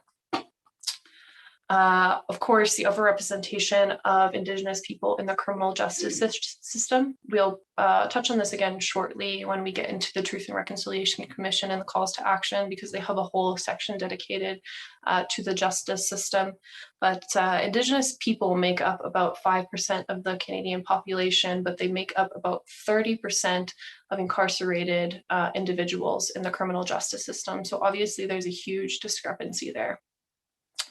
Underrepresentation in post-secondary institutions, having lack of access, lack of funding, and so on and so forth. Also, again, we'll deeply touch on education and how we can move towards reconciliation there later on in the presentation. And of course, underrepresentation in TV and media. And if it is representation, it's poor representation, or it is problematic representation, stereotypical representation. I think continuously we're getting better in the area of media and TV, especially in recent years. We've had a really, really profound uptick in representation and good representation, but it's something to always be continuously working towards. Next slide, please. And I just wanted to bring awareness back to where we started with this. I think this slide really succinctly highlights the common symptoms of intergenerational trauma. These are the side effects of intergenerational trauma: family violence, child welfare, mental health, substance use, gangs, prisons, homelessness, poor health outcomes, family violence, and so on and so forth. Without the historical knowledge, without the understanding, of intergenerational trauma, the legacy of colonialism, this sort of document, this sort of graphic really puts into context how false the rhetoric is around why so many of these social problems are seen in Indigenous communities. And when we put it into the perspective of intergenerational trauma, it's a lot more easy to draw comparisons and to draw lines between and correlations between historical events, racist policies, systemic racism, cultural genocide, and the social problems that we see in Indigenous communities today. So I just wanted to round out that conversation a little bit there. Next slide, and we'll get David to address a little bit about how lateral violence has become another legacy of colonialism as well. So for those of you who aren't familiar, lateral violence is essentially an act of bullying, typically that takes place in the workplace, although it can really take place in any sort of community. It can occur in the post-secondary institutions. It can occur in high schools. It can occur in a community level as well. It's a cycle of abuse that typically has its roots directly in colonialism, oppression, and again, intergenerational trauma. Where this typically stems from is people who are representatives or representing marginalized groups have this anger, this frustration that typically comes from the fact that they are marginalized, that they have been oppressed in various ways. And rather than a lot of times they don't necessarily have the tools or the resources to recognize where that trauma has impacted them or how that trauma has impacted them. And so they don't have the ability to process it in a way that's healthy, and it can typically be directed towards other people, other members of their own community or group. This is something that I've experienced firsthand. I think to a lesser degree, Jade has as well. It typically stems from this misconception that there's a finite amount of power available for Indigenous people. And so, if I find myself in a workplace in a position where I might have a little bit of authority, there can be this propensity to say, well, I have X amount of authority. I have to make sure that I do everything I can to protect it. Otherwise, somebody else might take some of my authority away from me. And so instead of using that authority or using that position of power to elevate other Indigenous people, it can be misdirected and bringing other people down. And this can take place, again, very similar to bullying, name calling, exclusion, sabotage. The good news is that lateral violence is typically a learned behavior. Once it's identified, it can be addressed. It does often can often be associated with internalized racism. That's also another aspect of intergenerational trauma that can come from that can represent itself in lateral violence, in that you can tend to view people of your own particular group as lesser than or inferior, and that unfortunately again is a learned behavior. And being somebody who has grown up in Alberta, particularly northern Alberta in the 80s and 90s, there's a lot of negative stereotypes that were just constantly thrown towards Indigenous people, about Indigenous people, and again, a lot of that stuff can become internalized. For Indigenous people, it's important to recognize the signs of lateral violence, whether you are a victim or you are somebody who's enacting it, because it is a learned behavior. It can be corrected, it can be addressed, it can be identified, but it is something that we have to work towards. For non-Indigenous people, for people who want to serve as allies in the Indigenous community, it is also important to recognize that it can be trickier, and it was addressed earlier in our chat, to address it and not fall into performative allyship or overstep. But it is important to recognize when that is occurring and do what you can to support Indigenous people who may be the victims of that lateral violence. So again, the biggest takeaway here when it comes to lateral violence is that it is a learned behavior. It can be addressed and it can be solved, but it does have to be something that has to be recognized first. And, hopefully it's something that will over time be really streamlined out as Indigenous people recognize the value of supporting each other and lifting each other up rather than trying to tear each other down. Totally agree there. On that last point on lateral violence. Regarding, just to, again, close circle on this historical conversation before we move more towards truth and reconciliation and what that means for Canada today, just wanted to talk a little bit about post-colonial Indigenous life. We began this presentation talking about what Indigenous life looked like before colonialism, and just to touch on what it looks like after colonialism due to intergenerational trauma, as well as these racist and genocidal policies that were enacted. So first, starting off, dysfunctional family systems due to this firsthand and intergenerational trauma, and not having this trauma, a source to heal this trauma, to protect future generations from absorbing the trauma, having family dysfunction as a result of that.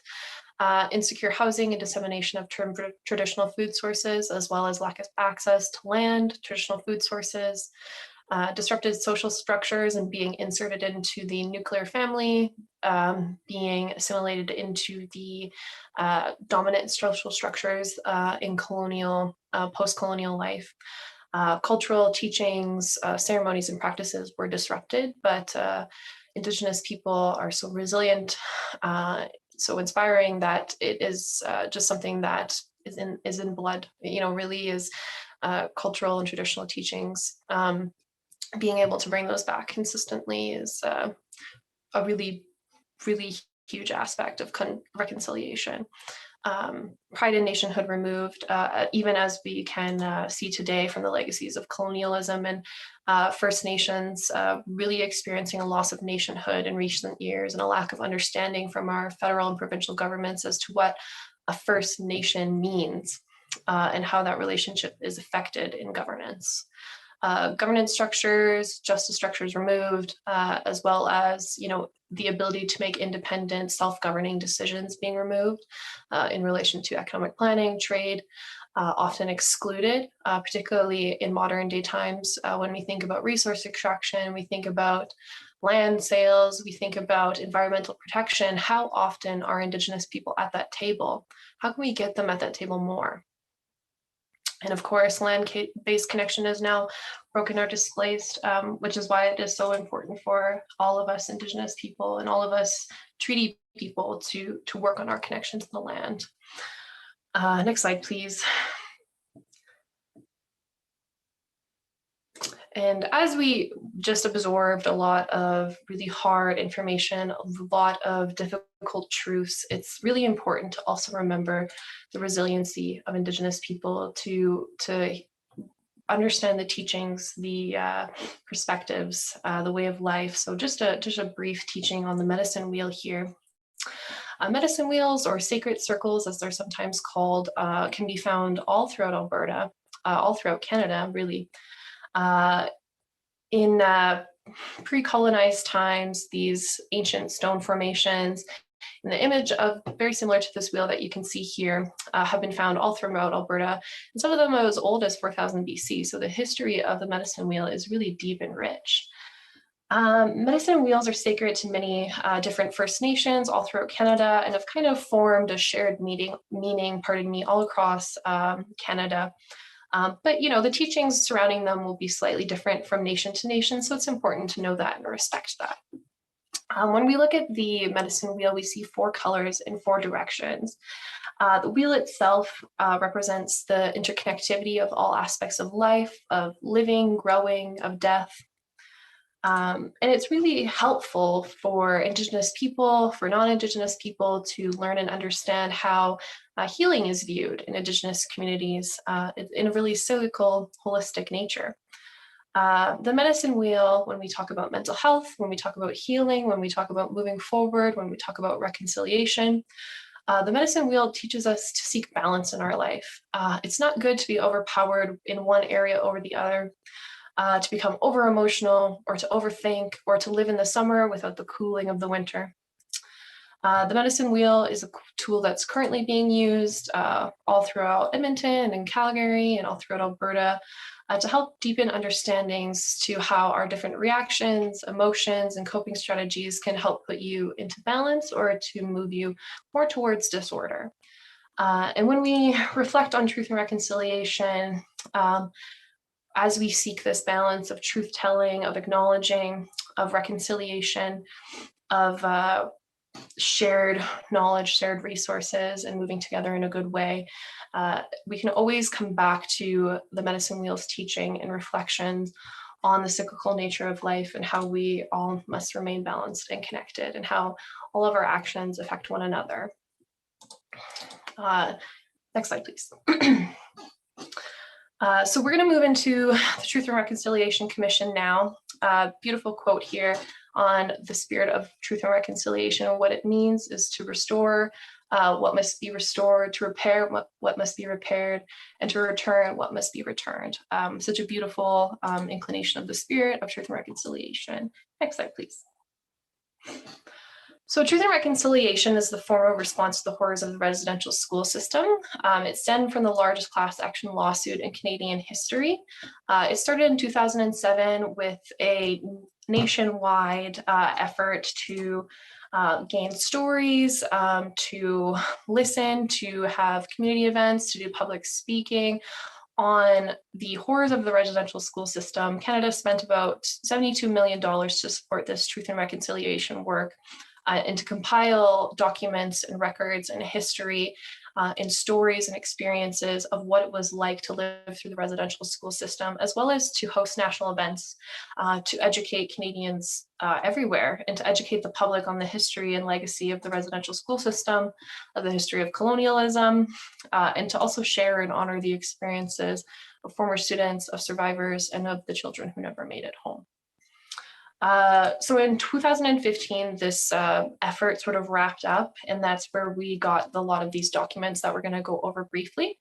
The TRC held its closing event in Ottawa with an executive summary, as well as the inclusion of 94 calls to action, which we will review as well. Next slide, please. So when I was doing my research for this, I've been pretty heavily involved in the Truth and Reconciliation Commission documentation over the past year. There's quite a few standout documents. There's documents and information on the buried and missing children. There's documents and information that talks about strictly just collecting, Métis specifically, residential school survivor stories, Inuit specific stories, First Nations specific stories. There's information pertaining to what it was like to work in residential schools. There's a breadth of statistics that are inserted into these documents. But one of the first things that the Canadian government started off with is the principles of reconciliation and what it means and what we have learned from the process of reconciliation. So the stated goals of the Commission is the profound commitment to establishing new relationships embedded in mutual recognition and respect that will forge a brighter future. The proof of our common experiences will set our spirits free and pave the way for reconciliation. Just quickly here, I'm going to go over some of the principles of reconciliation, just so we have them in our back pocket of what we're looking for, what it means to be acting in reconciliation, and how we can identify policies that are in alignment with reconciliation and policies that are not in alignment with reconciliation. One of the first things that is placed, and one of the highest things that is placed all throughout all of these documents, is the implementation of something called UNDRIP, which is the United Nations Declaration of the Rights of Indigenous Peoples.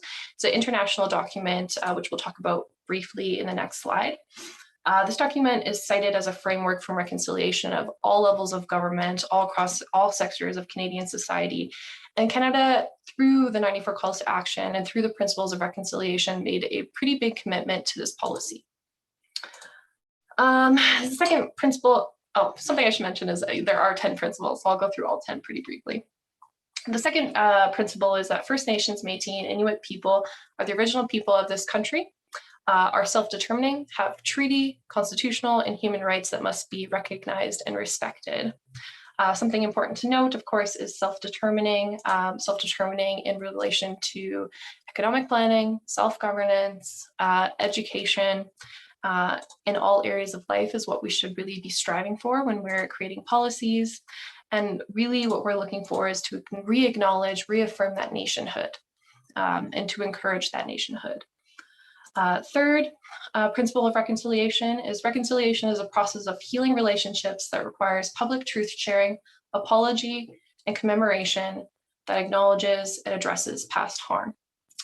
I think the keys there are obviously public truth telling. I'm so grateful to our elders who are so brave and willing to speak to these experiences that they've had in their lives, to what it was like to live under these racist policies, to what it was like to live in residential schools, and what it was like to be disconnected from families and community members.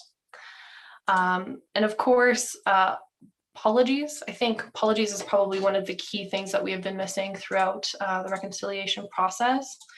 But really what is even more important than apologies is action. Number 4 is reconciliation requires constructive action on addressing legacies of colonialism. and the destructive impacts of colonialism and colonial systems. And of course, as I just previously mentioned, one of the most important things is reconciliation and taking steps, creating policies that create a renewed relationship towards Indigenous people. Fifth one, reconciliation must create more equitable and inclusive societies by closing social gaps, including health, economics, and the sort of outcomes and disparities between Aboriginal and non-Aboriginal people. Statistically, Indigenous people are disadvantaged in most areas of Canadian society, economically, politically, socially, education-wise, and so on and so forth. We are seeking reconciliation in order to take actionable steps to address these barriers, to address these shortfalls, and to create better programming that is culturally relevant. Number 6, as Canadians, as treaty people, we share the responsibility for establishing and maintaining mutually respectful relationships. So all of us as treaty people, as people who inhabit Turtle Island, who live in Treaty 6, 7, or 8 here in Alberta, we have responsibilities towards the principles of reconciliation. We have responsibilities towards truth and reconciliation, and we have responsibilities to our communities to educate, to act in allyship, to move towards a more inclusive, a more diverse, a more decolonized society. Number 7, the perspectives and understanding of Aboriginal elders, traditional knowledge keepers of the ethics, concepts, practices of reconciliation are vital to long-term reconciliation. So basically what this means is hearing the voices of those who lived through it, of those who hold the knowledge for us Indigenous people is essential to have their voices at the table.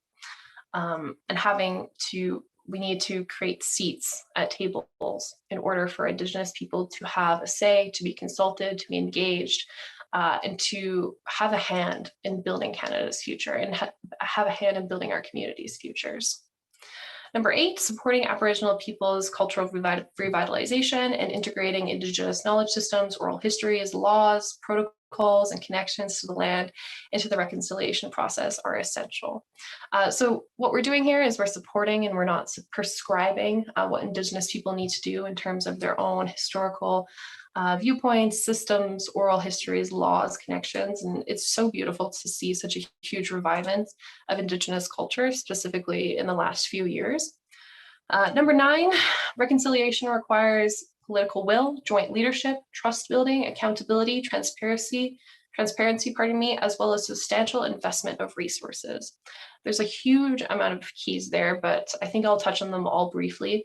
Political will, that comes back to the topics around self-determination, self-governance, the ability to make independent First Nations to make their own decisions in planning for their future, for their children's future, and the next 7 generations.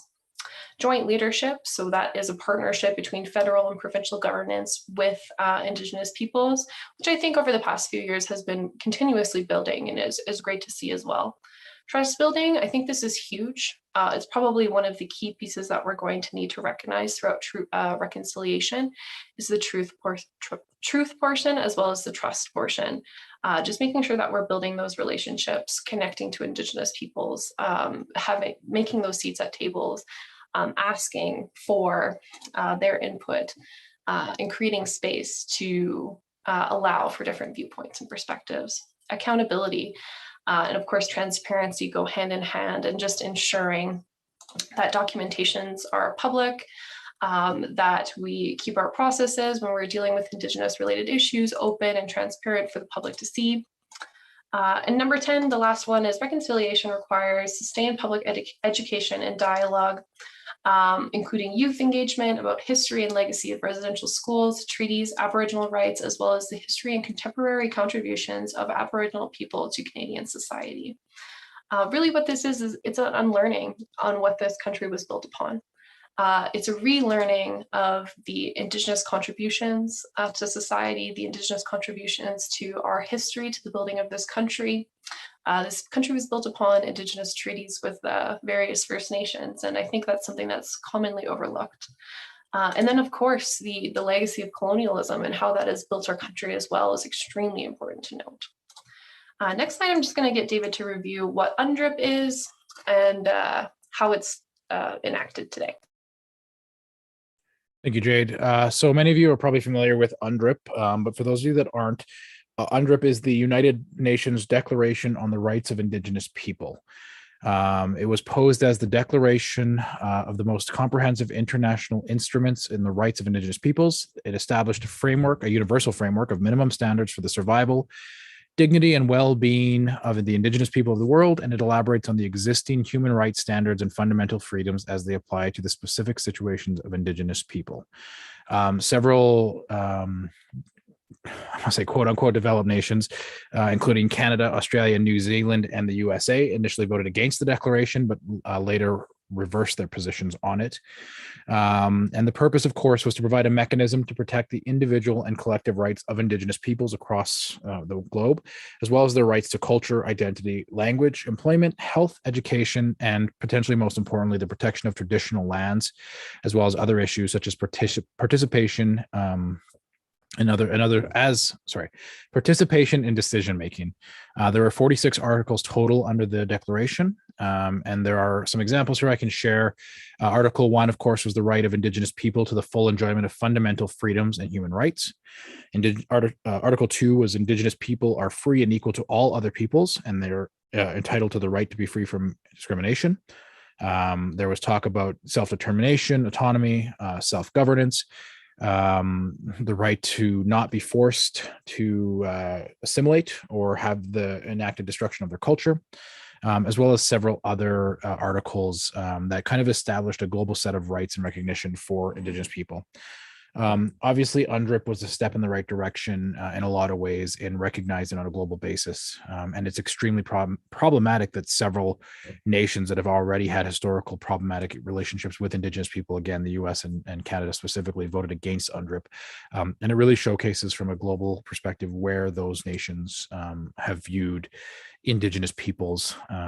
And I mean, it just reinforces the challenges and really the topics that we're talking about today, in that when it comes to colonization, when it comes to the attempted genocide of Indigenous people, these are not things that happened 150 years ago.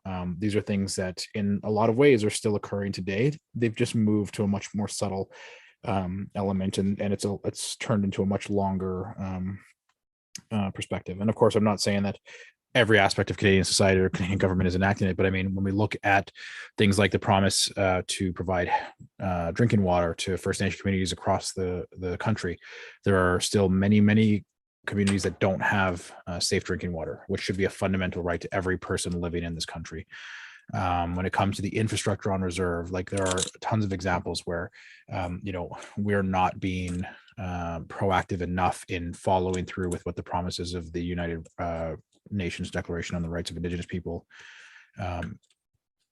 advocated for. The other element of the UNDRIP, of course, is there are definite negatives around it. One of the biggest complaints that I've seen from a lot of our leaders in First Nation communities in Alberta is that UNDRIP is a step in the right direction, but it's also being a declarative step towards telling Indigenous people what they need. It's still this paternalistic, colonialized idea of Indigenous people can't do things themselves. They need these colonizer nations, England, Australia, Canada, the US, to tell other people, this is how you protect Indigenous people. Indigenous people were consulted with UNDRIP, but they were not the ones to announce. They were not the ones to declare. They were not the ones to say, this is what we need. This is what we want. So it is still a very paternalistic and prescriptive approach to preserving and maintaining Indigenous rights. And it's something that Indigenous people have had to face for almost the entire history of colonization. And so, although it is a step in the right direction, it's always really important to recognize the importance and the value of giving Indigenous people specifically the advocacy or the ability to advocate and speak for themselves and speak to their own issues, rather than having this idea of the white savior, and use white in a very broad sense, but the colonizer savior that has to come in and fix the problem for us. So it's really important to recognize that even with actions like UNDRIP, there are always going to be elements of it that are not done in the way that should have been done or could be done to best serve the people that it's supposed to be protecting. Oops. Thank you, David. Yeah, I agree. Recently, I've read through UNDRIP in preparation for this presentation, and it's probably one of, it's encouraging, but it's also disheartening in a lot of ways. It's just somewhat disturbing as an Indigenous person to read, simple human rights being listed as, they had to create a special declaration in order for these rights to be realized for Indigenous people, whereas non-Indigenous people often, are granted these human rights just on the basis of who they are. So it's heartening and also a little bit disheartening at the same time to read through UNDRIP. I encourage everyone to definitely take a read through UNDRIP. It's a really great way to practice allyship. It's a really all-inclusive document. It's not just aimed at Canada, but it's aimed across all countries. And it's pretty informative, particularly pertaining to gaps in human rights for Indigenous people. So moving into the TRC's call to action, we're going to do an overview of them, kind of briefly touching into 5 key areas: child welfare, education, language and culture, health, and justice. Those are probably the most relevant to this audience for the time being, but there are 94 other calls to action that I really encourage everyone to take the opportunity over the next week or two to take some time to read through. The calls to action are pretty holistic and have done a really great job, I think, of addressing a lot of the huge issues that Indigenous people face in Canadian society today. The audience for these calls to action are pretty variable. For some, it might be the federal government specifically. Others might be provincial, federal, municipal, and territorial governments. Some it might be specifically federal and Aboriginal governments in a joint partnership. And others might be directed more at Canadian institutions such as healthcare or the judicial system, or, for example, education as well. I'll get David to go over the next slide in relation to child welfare and some of the calls to action that have been instated there. So one of the calls to action, of course, was that there was a commitment to reducing the representation of Indigenous students or Indigenous youth, in care. There were a series of solutions that were put forward to this, and a lot of it was tied to the promises around education, sovereignty, autonomy for nations. There was examination of how things have been done and how they can be done better, how there can be better informed child welfare workers, how when children are looked at to see whether or not they need to be removed from their homes and put into care, how that process can be improved, a commitment to putting more Indigenous youth that are put into care into Indigenous families, and keeping that cultural touch point relevant regardless of where they reside. But it also comes down to ensuring that the people involved in the child welfare system are properly trained, are properly supported, that they understand the history and impacts of residential schools. All of that decision points, everything related to child welfare as it relates to Indigenous people needs to be reframed and inclusive of the history of the residential schools, of the 60 Scoop, and how that intergenerational trauma has impacted the youth and the caregivers of these children. Here in Alberta, specifically in Treaty 8, there was a Treaty 8 urban office opened up in 2018 that was specifically there to help remove, or not help, I shouldn't say help, drive the removal of the Alberta child care system, and as it relates to Indigenous people, and take over all of the casework for those Indigenous students, putting those children and the care of those children to the responsibility of the nations. And I know that they've had some significant barriers to work through, because the reality is that the representation of Indigenous people, Indigenous children in childcare is vastly overrepresented. The percentage of Canadian population in foster care, as you can see with this infographic, is 0.1%, whereas the percentage of Indigenous population in foster care is 1.6%. So there's a vastly disproportionate number of children in foster care that are Indigenous. And a lot of this does circle back to not just intergenerational trauma, which is a big impact in the ability and the toolkit for Indigenous people to be able to properly support their children, but also that paternalistic and that racially charged environment where Indigenous people are viewed as not being capable of taking care of their children, regardless of what the actual reality of it is. There have been calls to publish annual reports on the number of Indigenous children in care compared to non-Indigenous children, so that there is a better understanding of that, so that you can have infographics like this that show the disproportionate nature of it. Implementation of Jordan's principle. So for those of you that aren't familiar with Jordan's principle, Jordan was a child who was trying to get access to the healthcare that he needed to survive based on some health issues, and was forced into a bureaucratic system through Health Canada that ultimately led to him passing away because he was not getting the care that he needed based on this infrastructure around the treaty promises to health. And so Jordan's principle was put into place to help try to remove the bureaucratic barriers that a lot of Indigenous people face when it comes to accessing the healthcare that we are guaranteed as a treaty right, removing those barriers and providing that direct support, and that covers both health as well as social services and education. There's been calls for the development of culturally appropriate parenting programs for Indigenous families, because again, the way traditionally Indigenous people have raised their families, supported their communities is a lot different than the Westernized ideal of that nuclear family that Jade addressed early on. So there's a lot of work that still needs to be done in the child welfare system in building a better framework to support Indigenous peoples throughout child welfare. And so it's one area that I think we feel that the TRC has made a lot of declarative promises and has really not delivered in a way that's super meaningful at this point. And so it's something that I think there's still a lot of room for improvement. Education is obviously super relevant to this crowd, so very important here. Go through some of the calls to action. One of the first ones that is noted is to the call to repeal Section 43 of the Criminal Code. This is a law that's actually still in place. This law essentially states that every school teacher, parent, or person acting as a guardian is justified in using force by the way of correction towards a pupil or a child, so long as the force does not exceed what is reasonable under the circumstance. Obviously, this policy is pretty questionable at best and extremely negligent at worst, and has still yet to be repealed. So that is something certainly to advocate towards.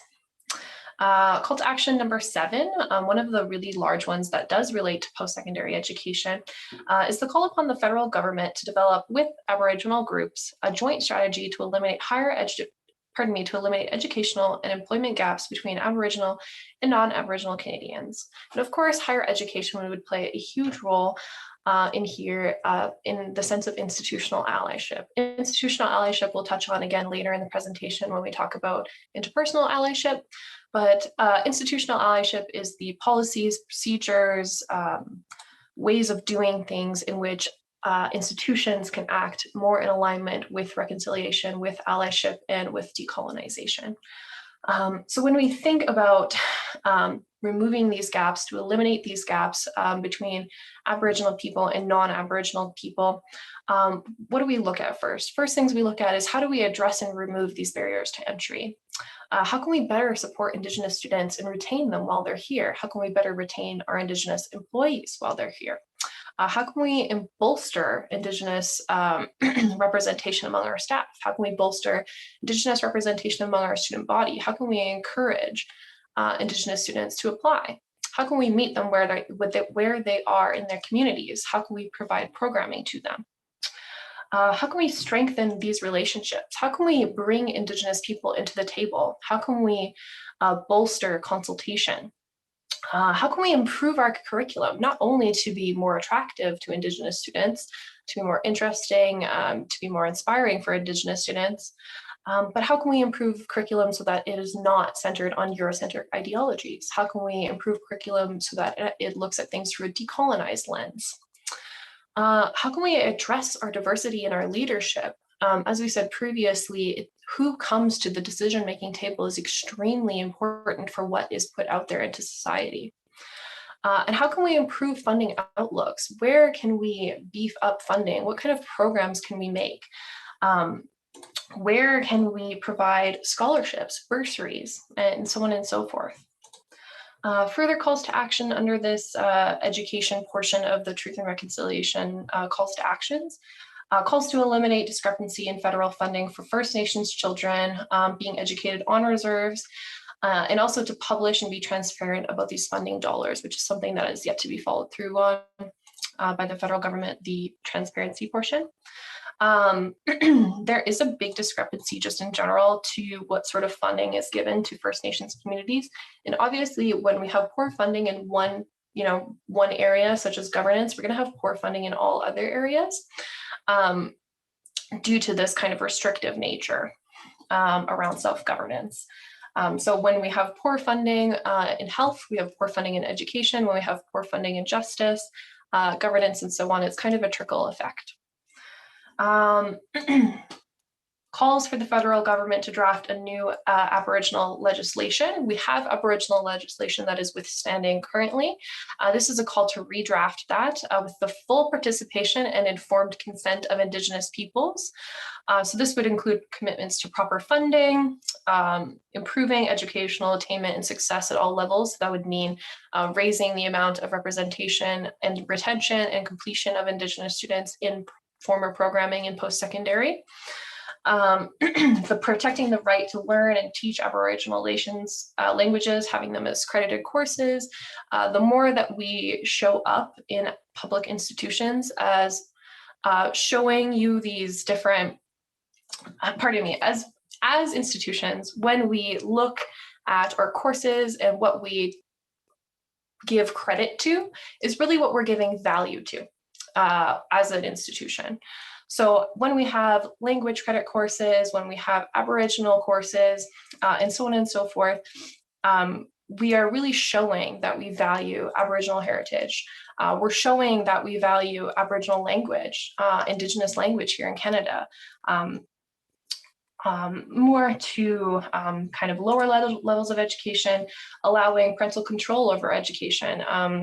Indigenous parents often feel that they have no control over what their children are learning, how they learn it, and they feel that they don't get the same degree of control in the same way that public education does off reserve. Enabling children's parents to participate fully in their child's education. This is something that's allotted to public schools, but is not as common on reservations in their schools.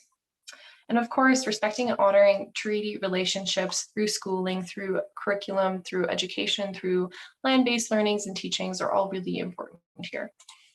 Excuse me. And of course, something that's really big in relation to post-secondary as well is to provide adequate funding to end the backlog of First Nations students seeking post-secondary education. So this brings us all the way back to the beginning of our presentation when we talked about treaty rights and the treaty right of education. So the treaty right of education is something that is constantly fought over because it was written almost 200 years ago now, and it was written in a vague way.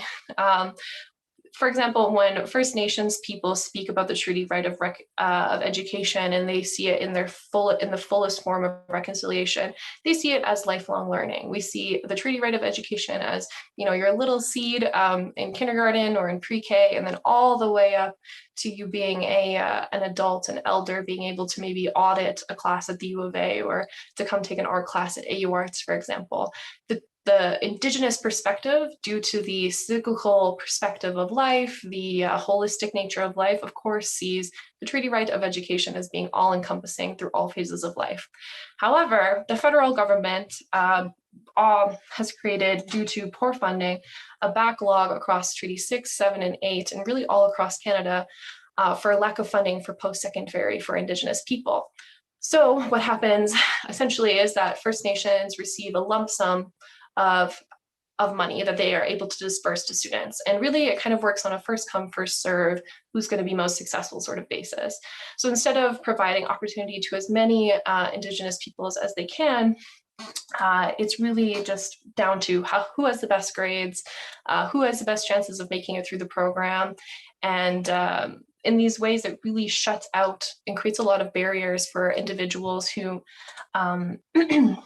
who may have not been as successful in traditional education as other people, and really shuts the doors on a lot of people. And of course, the calls to create culturally appropriate early child education programs for Aboriginal families. Just to kind of bring things back up again for the Treaty 8 Urban Office, they lead a lot of these kind of parenting programs, as well as early childhood education programs that see things through an Indigenous lens. So it's great to see those sort of grassroots initiatives reflected in the community. Next slide, please, and I'll get you to go over languages and culture, David. So one of the calls to action was specifically a call upon the federal government to acknowledge that Indigenous rights include language rights, which should be a fairly obvious thing. Culture and language go hand in hand. One of the identifying markers of any culture is whether or not they have their own language group and what that looks like. There have been calls to create an Aboriginal Language Act that would include the urgency to preserve and show Indigenous languages as a valued element of Canadian society. On the municipal level here at Edmonton, obviously we are starting to see some good upticks in that regard with the renaming of the wards and traditional Indigenous languages, but there is still a lot of work to be done there. Language rights are reinforced through, again, those traditional treaty agreements. There needs to be funding for language revitalization and preservation. Again, that's one of the major hallmarks of any culture is that language. And I think Elder Casey spoke to that a little bit earlier, in that language is so important. And as our traditional elders and knowledge keepers begin to get older, they are the ones that are really keeping that fire of language burning. And as time marches on and we start to lose them, there's that risk of those languages being forever lost, and we need to make sure that we preserve that. And so there needs to be funding available to create that repository. We have to understand and preserve the ideal that languages and the revitalization of languages for Indigenous people has to be managed by Indigenous people. There will never be any more investment or stakeholder care for those languages than the people that carry those languages. And there has to be recognition of the diversity of Indigenous languages across Canada, meaning that they can't just prioritize or focus on one or two languages. If they're going to do it, it has to be done on a universal and unilateral basis. And all Indigenous languages that predate colonialism need to be preserved in an equal way. There's also been calls to appoint an Aboriginal or Indigenous language commissioner, which would be an advocacy-based position. It'll be interesting to see if they enact that and what that looks like. I have a little bit of cynicism towards government-appointed positions. And there's also going to be some challenges with whoever they appoint into that role, because that person ideally will be Indigenous themselves. And if they are, they will come from a very specific Indigenous group. And so we need to make sure that, again, there is that parity and equalization across all Indigenous languages. There's also been calls upon post-secondary institutions to create degree and diploma programs in Indigenous languages specifically. You already see a lot of those sorts of programs in other language groups. So why isn't there that same call for things like Cree, for Blackfoot, for Deneta, for Beaver? There should be that equal weight given to traditional Indigenous languages. And honestly, there should be even more weight given to those languages than foreign languages. Not to denigrate foreign languages, but why wouldn't we prioritize those traditional Canadian-based languages above other foreign-based languages? So there's a lot of work that needs to be done in preserving, protecting, and retaining Indigenous languages. And that's something I think that Canada as a whole, especially under these TRC calls to action, has a lot of work that needs to be done. Thank you, David. Moving into calls to action pertaining to health, it's statistically known in Canada that Indigenous people are much more likely to experience barriers when accessing the healthcare system, more likely to have poor health outcomes due to many social determinants of health, such as living situations, access, self-advocacy, all of those sorts of things. And really also just the ability to navigate the complications around being potentially First Nations status, living on reserve, and navigating the Alberta healthcare system and all the bureaucracy that comes with it. And many of these calls to actions seek to address those barriers and issues. So one of the first ones is calls to action to acknowledge the current state of Aboriginal health in Canada as a direct result of Canadian government policies. So the direct result of colonialist policies, racist policies are the root cause of poor health outcomes for Indigenous peoples, particularly Indigenous peoples living on reserve. Of course, secondary call to action here is a call to action to recognize healthcare rights of Aboriginal people as identified in international law, constitutional law, and under Canadian treaties. I think it should be pretty, goes without saying that Indigenous people are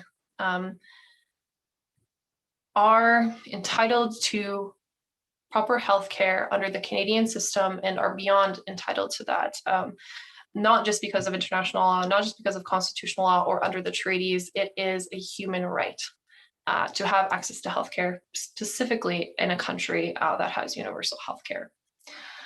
Calls to action, in addition to create measurable goals to identify and close gaps in health outcomes between Aboriginal people and non-Aboriginal people, and to produce annual reports and to assess annual trends, to keep, again, in the spirit of reconciliation, to keep things open, transparent, and moving forward consistently.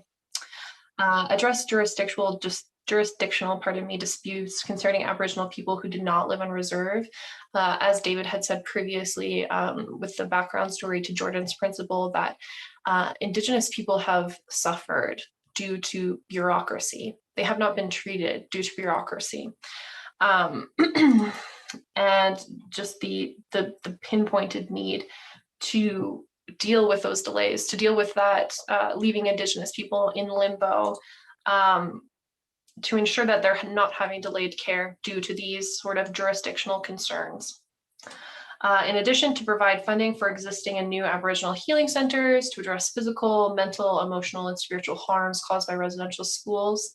Of course, this comes back to autonomy, self-governance, the ability to have cultural relevance in programming is really important, specifically to Aboriginal people.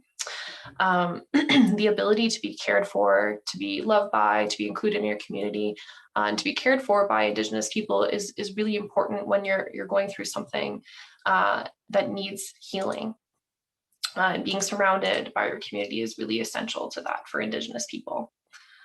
Further calls to recognize the value of Aboriginal healing practices and to begin to use them in the treatment of Aboriginal patients, as well as to increase Aboriginal professionals working in the healthcare field. So ensuring the retention, the protection of healthcare providers who are Indigenous, and providing cultural competency training for all healthcare professionals. And I think that's something great that we could all advocate for, is the competency piece, specifically in the post-secondary world, for those who deal with healthcare education.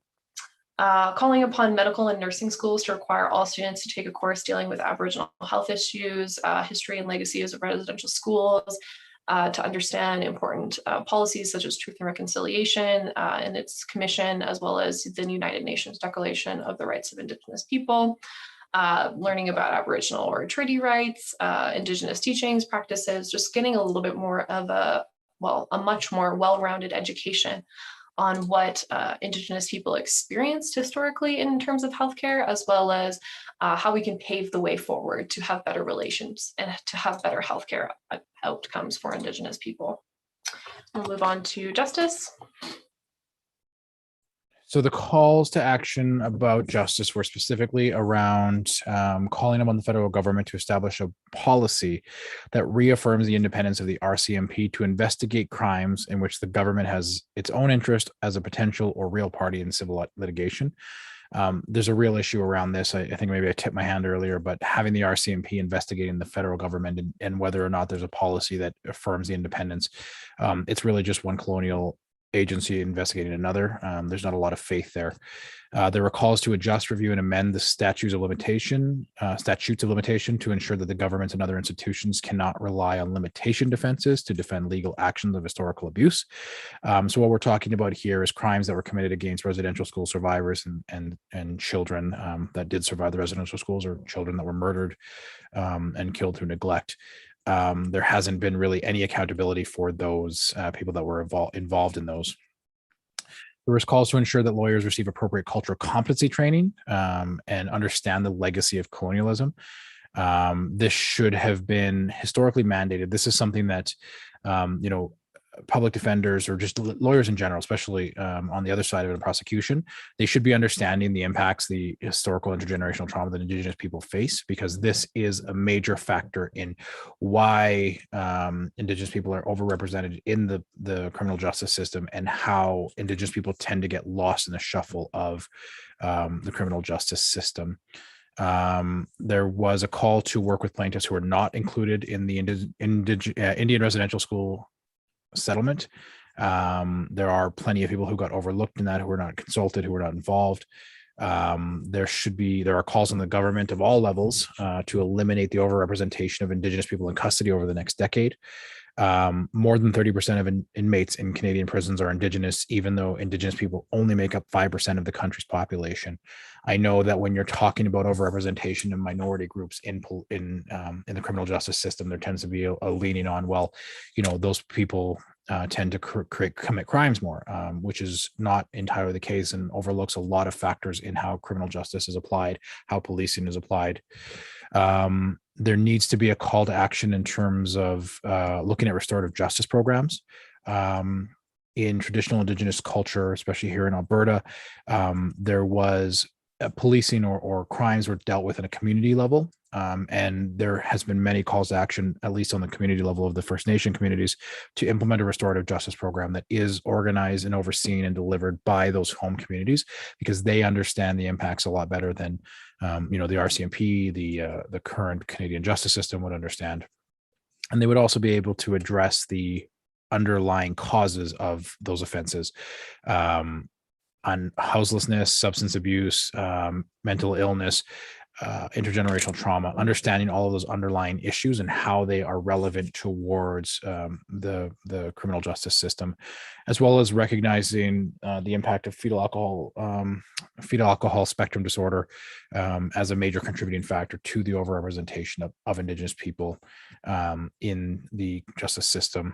So there's a lot of room. There's a lot of areas in which the justice system in general needs to be improved, both on the policing side and the actual reform and reformation systems. There's a lot of barriers in implementing traditional Indigenous healing lodges within the federal correctional system. So again, it's another act of genocide, where once Indigenous people are housed in penitentiary systems or correctional systems, they don't have access to the cultural teachings, the cultural healing, the things that are going to be relevant from an Indigenous perspective to help them recover and move on to a better lifestyle. There needs to be better supports and understanding how Indigenous people are moving through parole services, probation services, and eliminating the overrepresentation of Indigenous youth, especially because, again, a lot of times those Indigenous youth weren't given proper opportunities or supports to be able to move or transition into blended culture if they grow up in remote communities. We call on the federal government in consultation with Indigenous organizations to appoint a public inquiry into the causes as well as remedies for the disproportionate victimization of Indigenous women and girls. Obviously that's something that has become more of a hot button issue, but there is still a very large lack of support from a criminal justice perspective in addressing those murders. So there are a ton of areas in which the criminal justice system continually fails Indigenous people.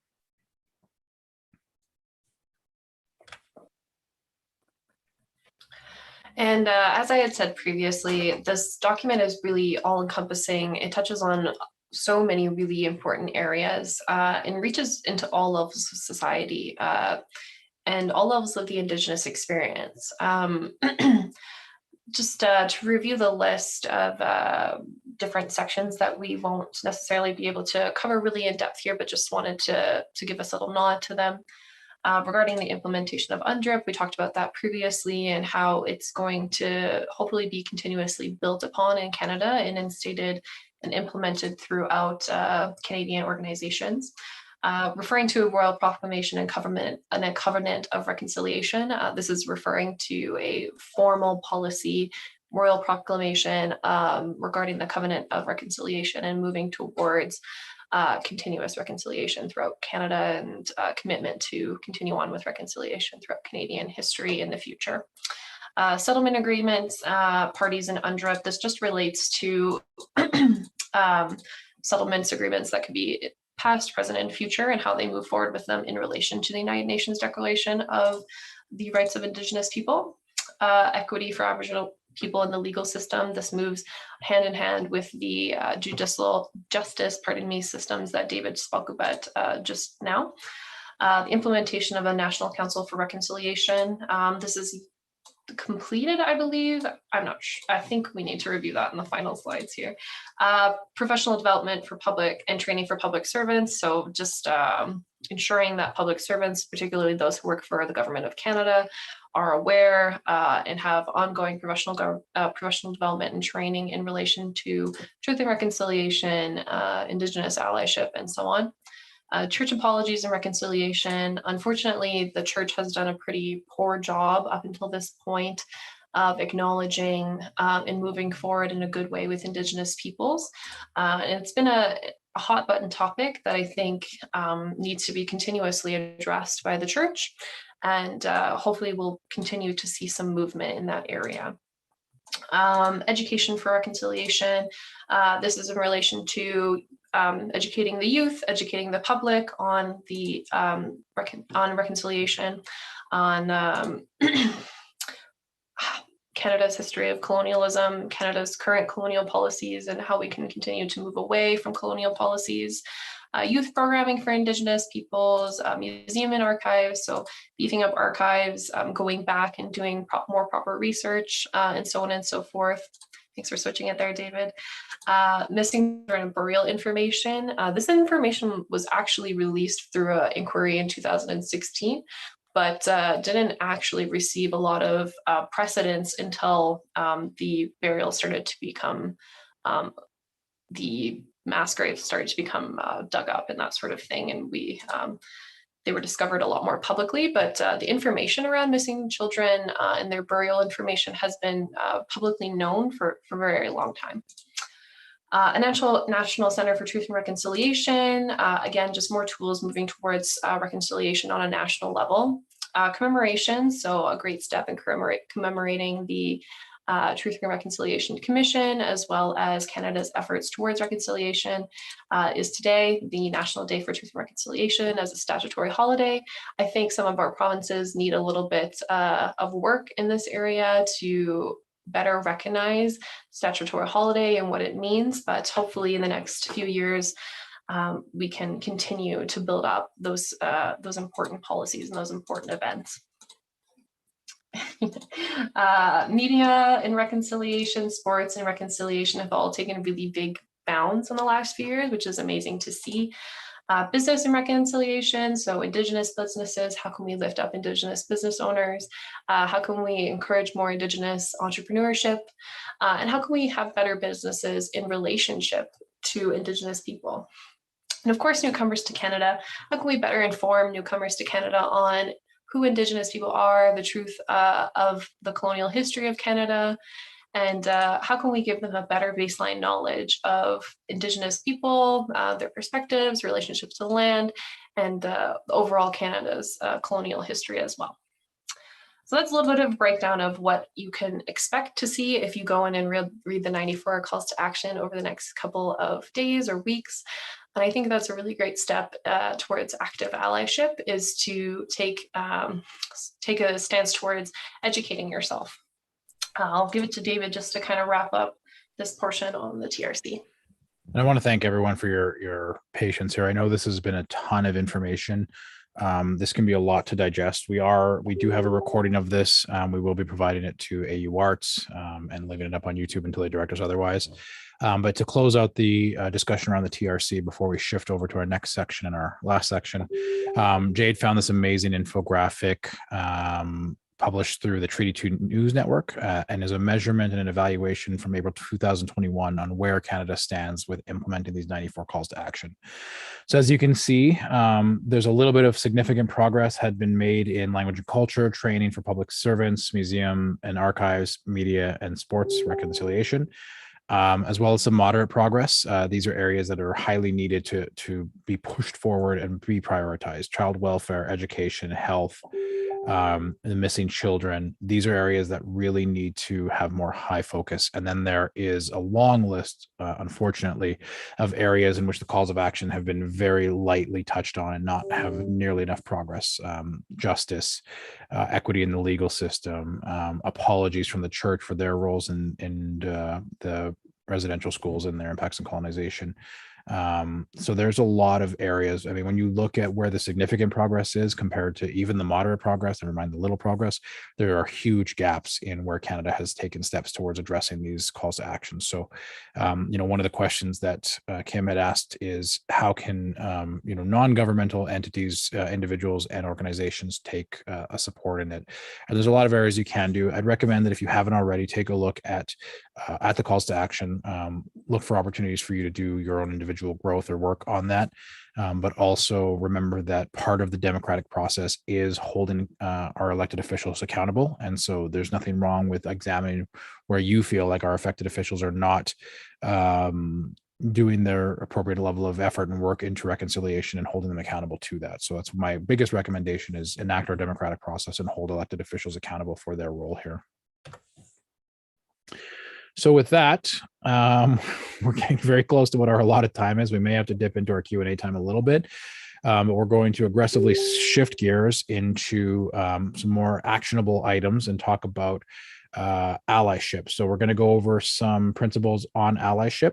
We're going to talk about how you can be a better ally, what kind of action items you can take, as well as the idea of institutional allyship. So in the interest of time, we are going to try to go through this fairly quickly. We do want to still leave some time for Q&A, but we also don't want to skip the importance of actual action items that you can take based on the learnings that you've had today on the Truth and Reconciliation Commission and the other elements of the discussion we've had today. So I'll hand it off to Jade, who is our allyship expert. Thanks, David. So first thing, just bounce back one slide, please. Regarding thank you, perfect. Some important terminology around allyship. Two words that get thrown around a lot are privilege and power. I just wanted to take a moment to acknowledge what they mean before we move into the conversation around allyship. And I agree with David. I really appreciate everyone sticking through this with us and taking some good time to really be active in your allyship. So I really appreciate everyone sticking through it with us. So in relation to privilege is something that can be kind of confusing for people, especially when you're new in your allyship journey, to understand what it really means. It can be kind of something that we all get a little defensive about. So what privilege is in terms of allyship, it's a right, an advantage, or immunity granted to a certain person or a particular group, not based on merit. One thing that's important to note about privilege is that it doesn't have any moral attachments. Being a privileged person doesn't mean that you're a good person. It doesn't mean that you don't work hard. It doesn't mean that you haven't had to struggle for the things that you've achieved in your life. What it means is that you didn't have to face the same barriers and boundaries that other people would have to face just because of who you were born, where you were born, and what you look like.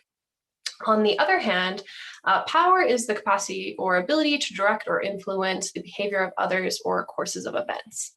Power is something in society that's really treated like there's only a certain finite amount of it. It's a finite resource, and there's always constant struggles for power. Power is something that can be really productive or really destructive in our society. Something that we have to remember is that power hoarding and this ideology that power is something that is a finite resource is at the center of racism, sexism, all forms of queer phobia, and all forms of prejudice, really. So this idea that if I empower someone else, I'm removing power away from myself, and that fear that comes after that can be a real thing that holds people back from wanting to engage in allyship and to wanting to enact within allyship principles. And it's an illusion that this idea that to empower someone else, that you lose power within yourself. And these are just two really important things to keep in mind as we move forward through the next few slides. Next slide, please. And of course, cringy Spider-Man joke, but moral of the story, all of us have power. All of us have certain privilege in our lives. And with great power and great privilege comes great responsibility. And as allies, we can wield our power and wield our privilege in ways that are productive and that uplift others. Next slide, please. So, oh, I'm one slide ahead of myself. My apologies. So this might be something that some of us have encountered maybe in a sociology class, or maybe some of the classes at AUArts, or something to that effect. This is a pretty common notation around what oppression means, but there's 4 streams of oppression and what it can look like and be enacted as in society. And as allies, it's important for us to be able to identify narratives, policies, institutions, and procedures that are oppressive, and being able to identify where they stem from. So the 4 I's of oppression, the first one is ideological oppression. So these are the overarching ideologies, systems, beliefs, and the dominant values of society, of the people in the in-group, of the dominant narratives that consider, for example, people who are non-Indigenous as being smarter, stronger, or more deserving, or being, for example, chosen. And in ideologies that are oppressive, they assign the dominant group assigns the opposite characteristics to the group they are attempting to oppress or marginalize. So that group is lazy, inferior, weak, so on and so forth. The second I of oppression is institutional oppression. So these are the policies, frameworks, ways of doing things that perpetuate this dominant ideology. So this ideology that, for example, Indigenous people are inferior or less deserving, and so on and so forth. Institutions are the means in which the ideological oppression is enforced. So examples of this can be media, medicine, health, legal systems, education, religion, so on and so forth. Really what stems behind it is the ideology that they have, the dominant group has the right to control the marginalized group, and these institutions are the way in which that is enacted. Interpersonal oppression, these are the subtle and covert communications, the conscious and unconscious violence that people have against one another in their interpersonal interactions. So we look at institutional and ideological oppression, and we see these dominant narratives in society that essentially gives permission to the individual in the dominant group to oppress individuals in the marginalized group, or in the underrepresented group, or in the oppressed group, however you want to phrase it. These can be as something minor as, really bad stereotypical jokes. This could be something more severe, such as racist jokes or harassment. It can be threats, it could be stereotyping, or it could go as severe as beatings, harassments, and that sort of thing. The severity of an interpersonal oppression can really vary depending on the circumstance where it's situated in society. So for example, interpersonal oppression is actually quite common in workplaces. It's just not very overt. The fourth I of oppression is internalized oppression. Internalized oppression occurs in the marginalized group within themselves. So the oppressions at this point really don't have to have any further action here due to the ideological oppression they experience, due to the institutional oppression that is experienced, and due to the interpersonal oppression that is experienced by the non-dominant group. These people begin to internalize these ideologies that they hear about themselves, about their people, and begin to commit violence against one another, have really low self-esteem towards themselves, have really bad image towards their identity. They see the ideology of their own inferiority reflected in their interpersonal connections. They see it reflected in institutions, and they come to believe these negative messages about themselves. So moving forward into the next slide, please. So moving forward into allyship and what it is, just a simple definition, an ally or person acting in allyship principles. If we're not comfortable using the term ally, that's completely acceptable. A person who acts in allyship principles is a person of privilege who is actively working to end the oppression of marginalized peoples. And the key word there, of course, is action. The key word of the day is action. What are we doing is the key for allies.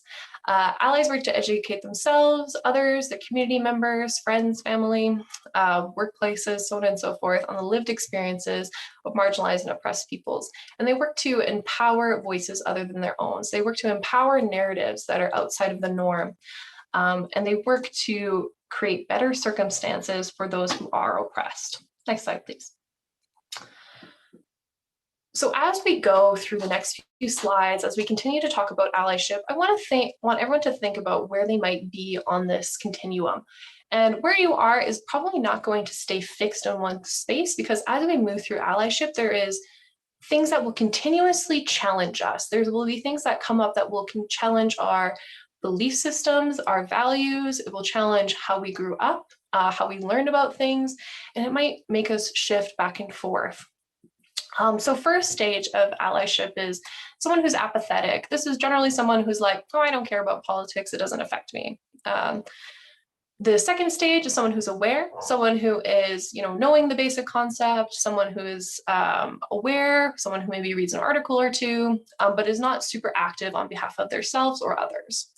Active allyship is someone who is well-informed, who is sharing and seeking diversity, but they have to be prompted or asked to do so first, or they need to take on, they don't really take on a leadership role.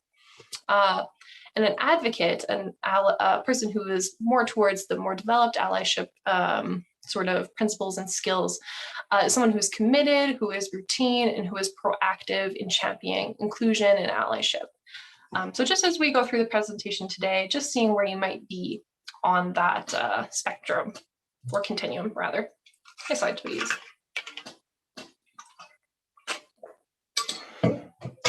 Excuse me.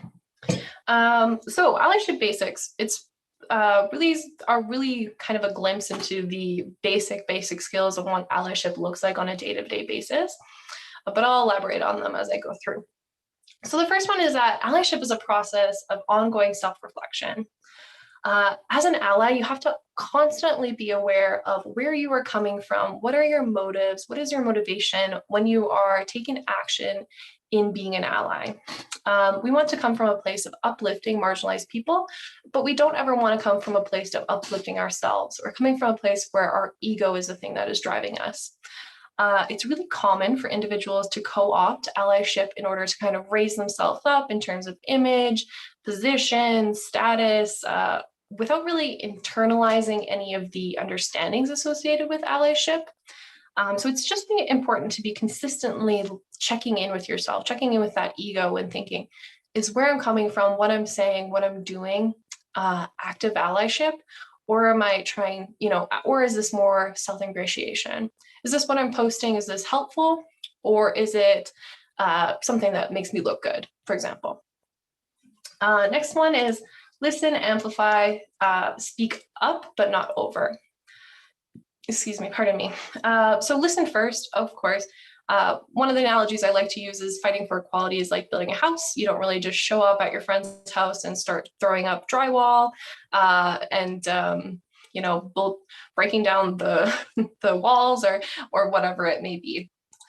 When you are in that sort of situation where someone's asking you for help and you want to help them, you learn from them what needs to be done. You seek their direction, and then you start building together. Another euphemism that I like to use is, the ally is not the lead singer. You're not Beyonce, you're not Kelly, you're not Michelle. That's a Destiny's Child reference. You're a backup dancer, and that's your role, and that should be where your comfort is. Your role is to bring those voices, those underheard, underrepresented, those marginalized, oppressed voices to the forefront. Educate others, but not in a way that speaks over the community you're attempting to support or take credit for things that they're saying. You want to amplify their voices. Educate yourself. So everyone here today has taken a really huge step in educating yourself on what allyship looks like, on the history of colonialism in Canada, on the legacy of colonialism that follows us today, as well as the calls to action on what we can ask for in our institutions, what we can ask for from our government, and so on.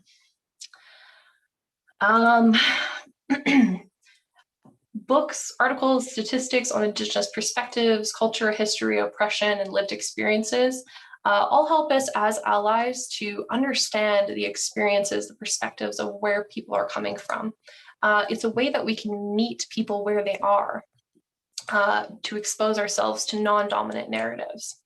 Especially in the online world today, there's so many different ways that we can do this. Webinars are huge. Lots of free webinars specifically surrounding Indigenous issues are pretty common. I suggest everyone goes look on Facebook because there's some really great opportunities in that sort of sphere. Lots of great books, novels, fictional, non-fictional, educating on these topics, much more beyond what we were able to cover today. And also, things related to Indigenous perspectives on, nature, or Indigenous perspectives on families, and just exposing yourself to how other people might look at things in a way that's different from your own, pardon me. And of course, using our power and privilege to do good things and fighting for change in the systems in which we exist. As I said previously, all of us have privilege. All of us have the ability to change someone's life due to that privilege, due to our power.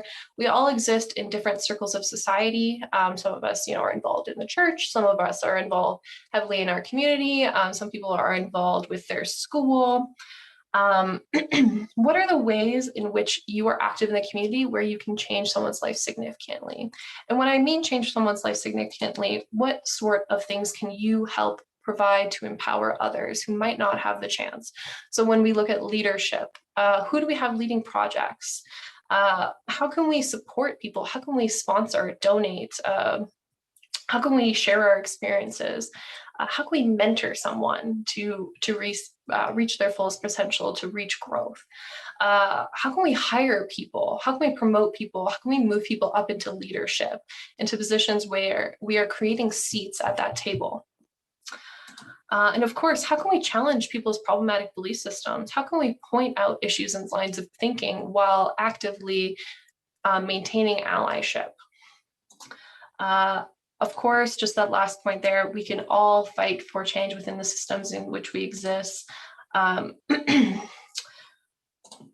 It's important when we're fighting for change in the systems in which we exist to find other allies through which we can connect with, through which we can mutually support one another, through which we can use each other as a sounding board to ensure that we're on the right track.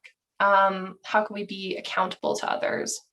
These are all really important things to note when we're looking into how we can move towards allyship in our day-to-day lives. Next slide, please.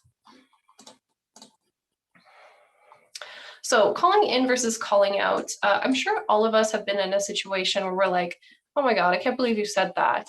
And we really weren't sure on how we should respond, how we can respond, or what we should do in that situation. So I'm going to break it down into a way that a person who allies themselves with marginalized groups could potentially navigate tricky situations. So first of all, there's kind of two levels to this sort of call out. There's calling in, which is taking the opportunity when someone says something that is maybe borderline problematic, but not outright problematic, or someone who is maybe overlooking a really big chunk of information, lacking information or education. How can we call them in to have a greater understanding, to find a sense of meaning into what they said, to offer different perspectives and outcomes? Really, the quote there is perfectly stated. How might we call it the behavior while calling in the person? On the flip side, when we call someone out, what we're trying to do in this situation is prevent any further harm. So this is when we hear a really terrible racist joke. This is when, well, if you can even really call them a joke, it's just racism. If this is when we hear someone say really inaccurate or problematic or misinformation or so on and so forth, something that's really appalling and could be really hurtful to people in the room, to the community, and so on. or hurtful to yourself even. It's about stopping it where it happens, letting the person know immediately that this behavior is unacceptable, and we're aimed at preventing any further harm to the community. It's super difficult. It's uncomfortable. Something that is important to note about allyship is that there's always a certain level of personal risk to allyship. As these conversations are difficult to navigate, people get defensive, which is why it's important to practice these sorts of really important ways in which we can subtly call in someone, and then also knowing the situation where we need to call someone out. We're just trying to break the negative momentum in this sort of situation and stop any further harm. Next slide, please. So it is pretty inevitable that no matter what you do, how much you try to be an active ally, to work within allyship principles, that we are all going to say something that we didn't realize is necessarily the right thing to say in that situation, that isn't comfortable for people, or is just wasn't well phrased, or maybe wasn't what you exactly meant. So we're going to talk on the next slide about how we can apologize in a good way when we need to. So of course, oops, you messed up. Stop. First thing, don't get defensive. Take a moment to think it through. It's common to get, defensive with phrases like, "Oh, you're so sensitive. I was just joking," so on and so forth. Pretty common. Or, "You're so emotional. You're crazy." All of those really defensive tactics that people use. One thing that's really important to note when we're apologizing to someone is when we said something and we had a slip up, even if we didn't intend the meaning, intent doesn't matter, but what matters is how your words impacted someone else. So for example, "Oh, I didn't mean to step on your foot and break your toe, but I did, and your toe is broken regardless of if you meant to do it or not." So that's a pretty literal example, but you can see the correlation. So first thing, obviously, start by acknowledging what you did wrong. Avoid using but or ifs. These put conditions on your apology and make it less meaningful. And particularly in situations where you're being called out for something related to allyship, apologize and say thank you for bringing it forward to your attention, because it helps us all learn and grow. And to know more than we did yesterday about how we can move into more principles of allyship, how we can avoid saying problematic or oppressive things. And of course, the mainstream of today is how can we change our behaviors? How can we address those behaviors internally so that it doesn't become something that happens again, and that we don't expose more people to problematic things that we have said. So of course, don't just say it, do it, and work to change your behavior in a meaningful way. Next slide, please. And bringing it full circle back to institutional allyship, I just wanted to do a quick touch point on, I guess this is David's slide. I'll give it to David then. Sorry, David. That's okay. I don't want to throw your flow off. I will maybe just use this opportunity to address that we are getting very close to the time where we allotted to have Daniel do some closing comments, but we still want to be able to do a Q&A. So maybe I'll just do a call out now. If people have questions for us, please feel free to use the Q&A functionality, and we'll get them maybe if we have time before Daniel's address, and if not after. I'll also put my email in the chat. If anyone has any questions that we don't have time to get to today, but want to have a dialogue or discussion or additional resources, we're always happy to share that. I know in the experience and the work we've done with AUArts in the past, I know institutional allyship is something that's going to resonate with a lot of you. There are a significant amount of ways in which institutions can practice allyship. And I think out of everything we've covered in the allyship portion, this is probably the most important part. So I'm very thankful of Jade for handing it off to me, even though she is our allyship expert. There's a lot of different ways in which institutions like AUArts can implement allyship. Obviously, a lot of that can start at the top with leadership. So it really comes down to, what does leadership look like? To us, leadership is obviously providing and setting good examples on what is expected across the institution, but also allowing and presenting opportunities for individuals to step up and to have a voice and to be heard, particularly when you're looking at groups that don't typically have that voice or have that opportunity to be heard.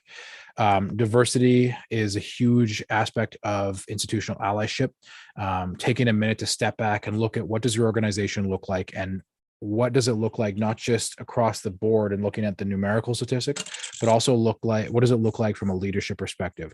Do you have senior people that reflect the diversity across the board of your institution itself, or is it still very homogenous at the top end? Who is allowed entrance into the institution with minimal barriers? Are those barriers consistently removed across the board? Who experiences the highest barriers when it comes to acceptance or admission into the organization or to the system? And how can those barriers be addressed and removed?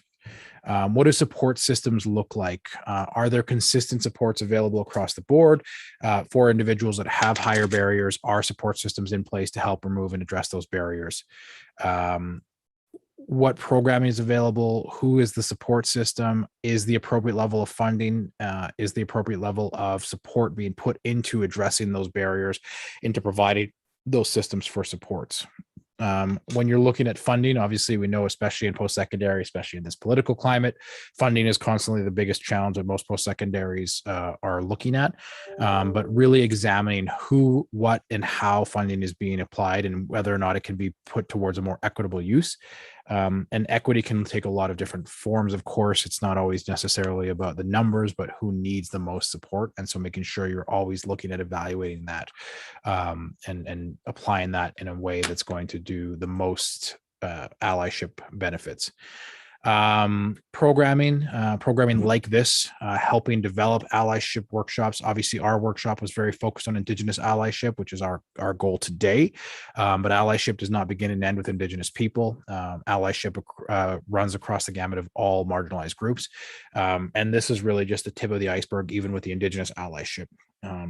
Inviting more elders to speak. Elder Casey had some amazing insights to offer today, giving more opportunities for that, giving more opportunities for the students to be heard, for staff to be heard, and looking for additional opportunities for that cross-cultural training, and recognizing how different marginalized groups across the institution can work together in supporting and building a better framework across the institution. Reviewing and assessing those policies and procedures to make sure that inclusivity is first and foremost in those policies and procedures, making sure there's a complaint process in place, looking at how policies address and deal with interpersonal or systematic racism, how you can remove those instances or even just the appearance of racism or exclusionism, and really looking at the inclusion and the consultation process. And when I say consultation, I don't necessarily mean bringing in external consultants, but consulting the people who are going to be impacted and who are going to benefit from better allyship practices on an institutional basis. And of course, relationship building, building those relationships with Indigenous peoples, with the communities, with the organizations, and using those relationships to build a big foundation of trust across the institution, amongst those external partners, and making sure that you have that strength in that relationship building, and staying authentic to the idea and the concepts and the principles of allyship that we've talked about today, and making sure that those run through the entirety of the institution and are always first and foremost as you begin to move forward.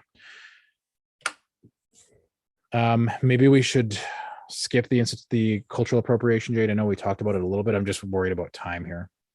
Yeah, no problem. Let's just move into dealing with colonial guilt, and then we'll wrap it up.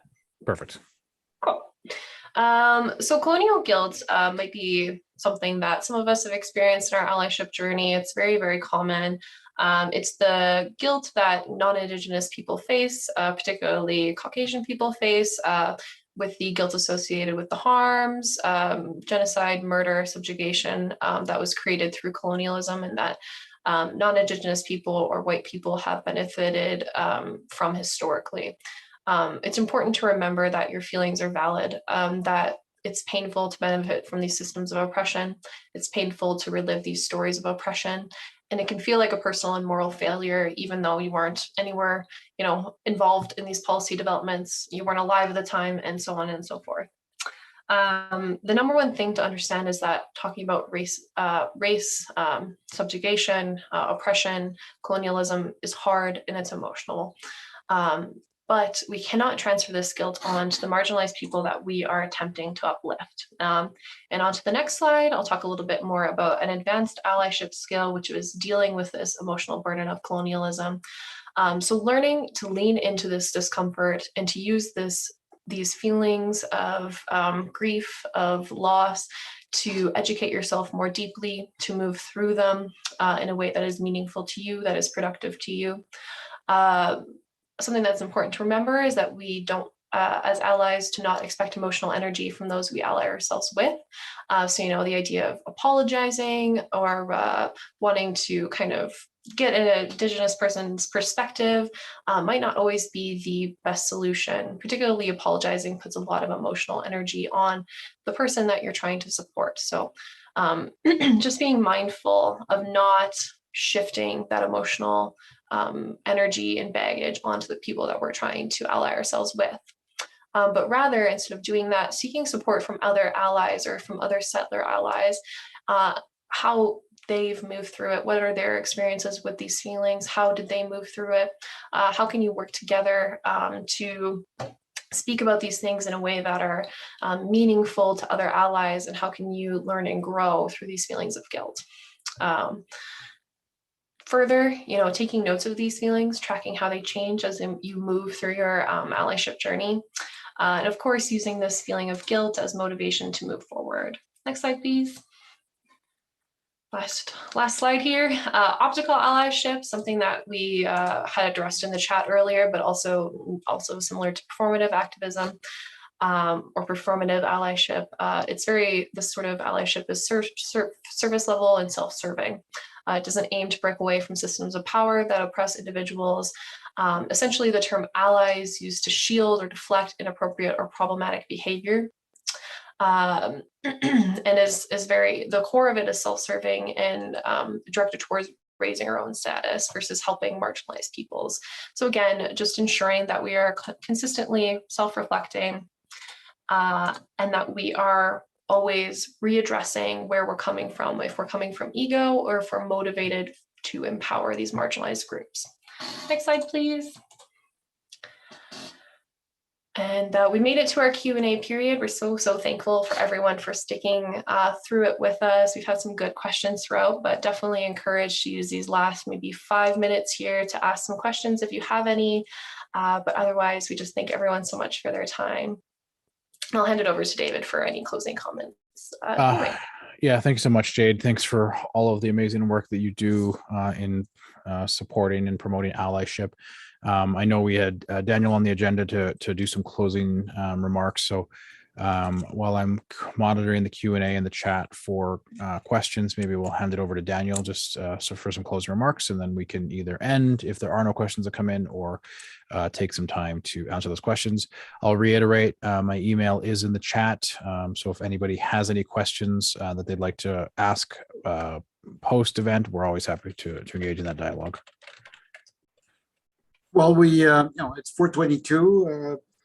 We can take one or two questions, maybe that folks have, and obviously you can continue this later on.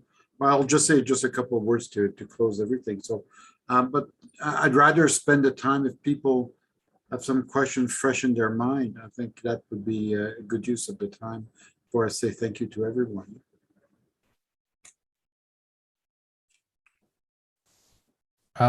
Yes. So a question from just a comment from Justin. Thank you so much, Justin. We appreciate your ongoing support.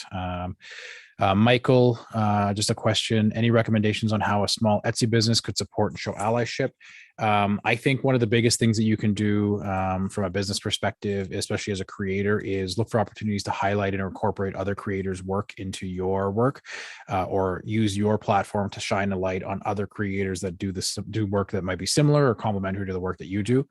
I've talked about this before, and I think it's one of my biggest things is whenever you have an opportunity to support an Indigenous person who works in a creative endeavor, whether it's an artist or an author, a musician, a performer, helping support and raise their profile I think is always so valuable because it helps create a better framework for additional Indigenous creative people, and it encourages them to continue to explore ways to amplify their own art or performance or mediums, right? And I know as an arts institution, especially, I think it's especially valuable to always look for platforms to highlight those things. So that would be my biggest advice as somebody who maybe works in a creative field, to look at ways to collaborate and support. So great question. Thank you, Michael.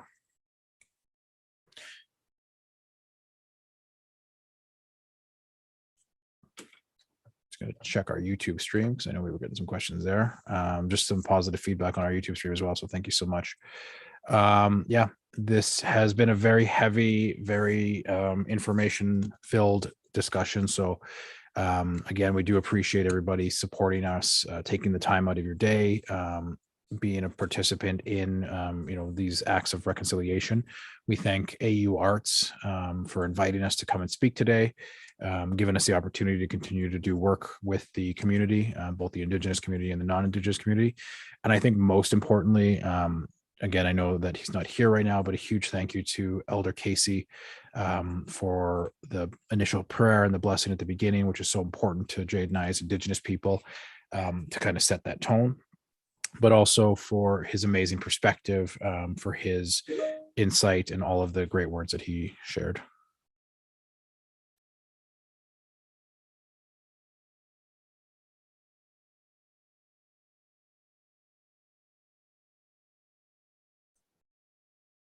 So seeing no other question, maybe we'll wrap it here, and because it's been a fairly dense, the amount of information has just been amazing.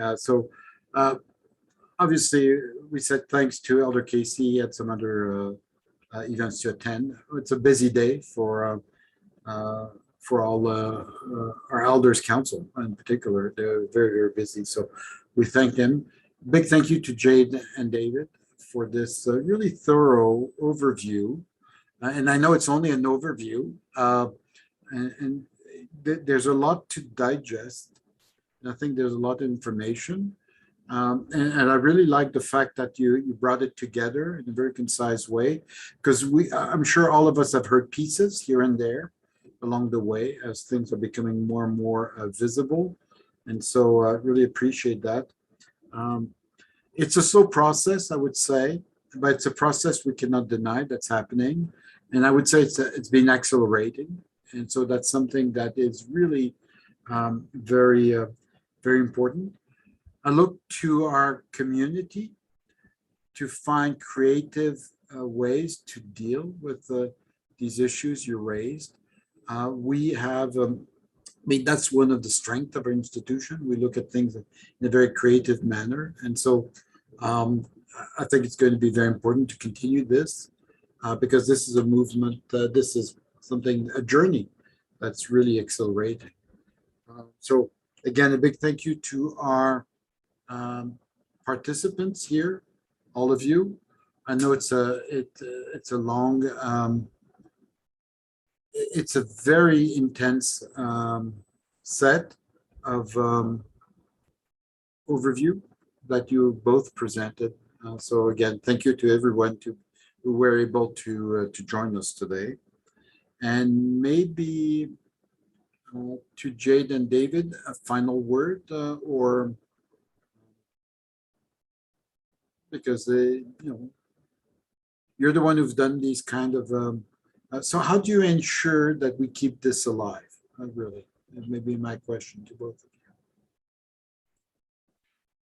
Yeah, I can provide my feedback, and then I'll hand it off to Jade to answer, and then maybe close us out. I think for me, the biggest thing is recognizing that although September 30th is Orange Shirt Day, and also now the National Day of Truth and Reconciliation, it's important to remember that reconciliation is an ongoing activity that needs to continue to occur every day. I think it's really easy to fall into these mental traps of, well, I'll revisit this again in 365 days. Reconciliation will be just as important tomorrow as it is today. It'll be just as important on November 12th and on February 16th and on July 7th. And so reconciliation is something that has to be an ongoing thing, and it has to be an ongoing presence in our lives, both personally and professionally. And so I think that's the biggest thing for me, is just recognize that one day of reconciliation doesn't even begin to address the impacts that Indigenous people have faced throughout history.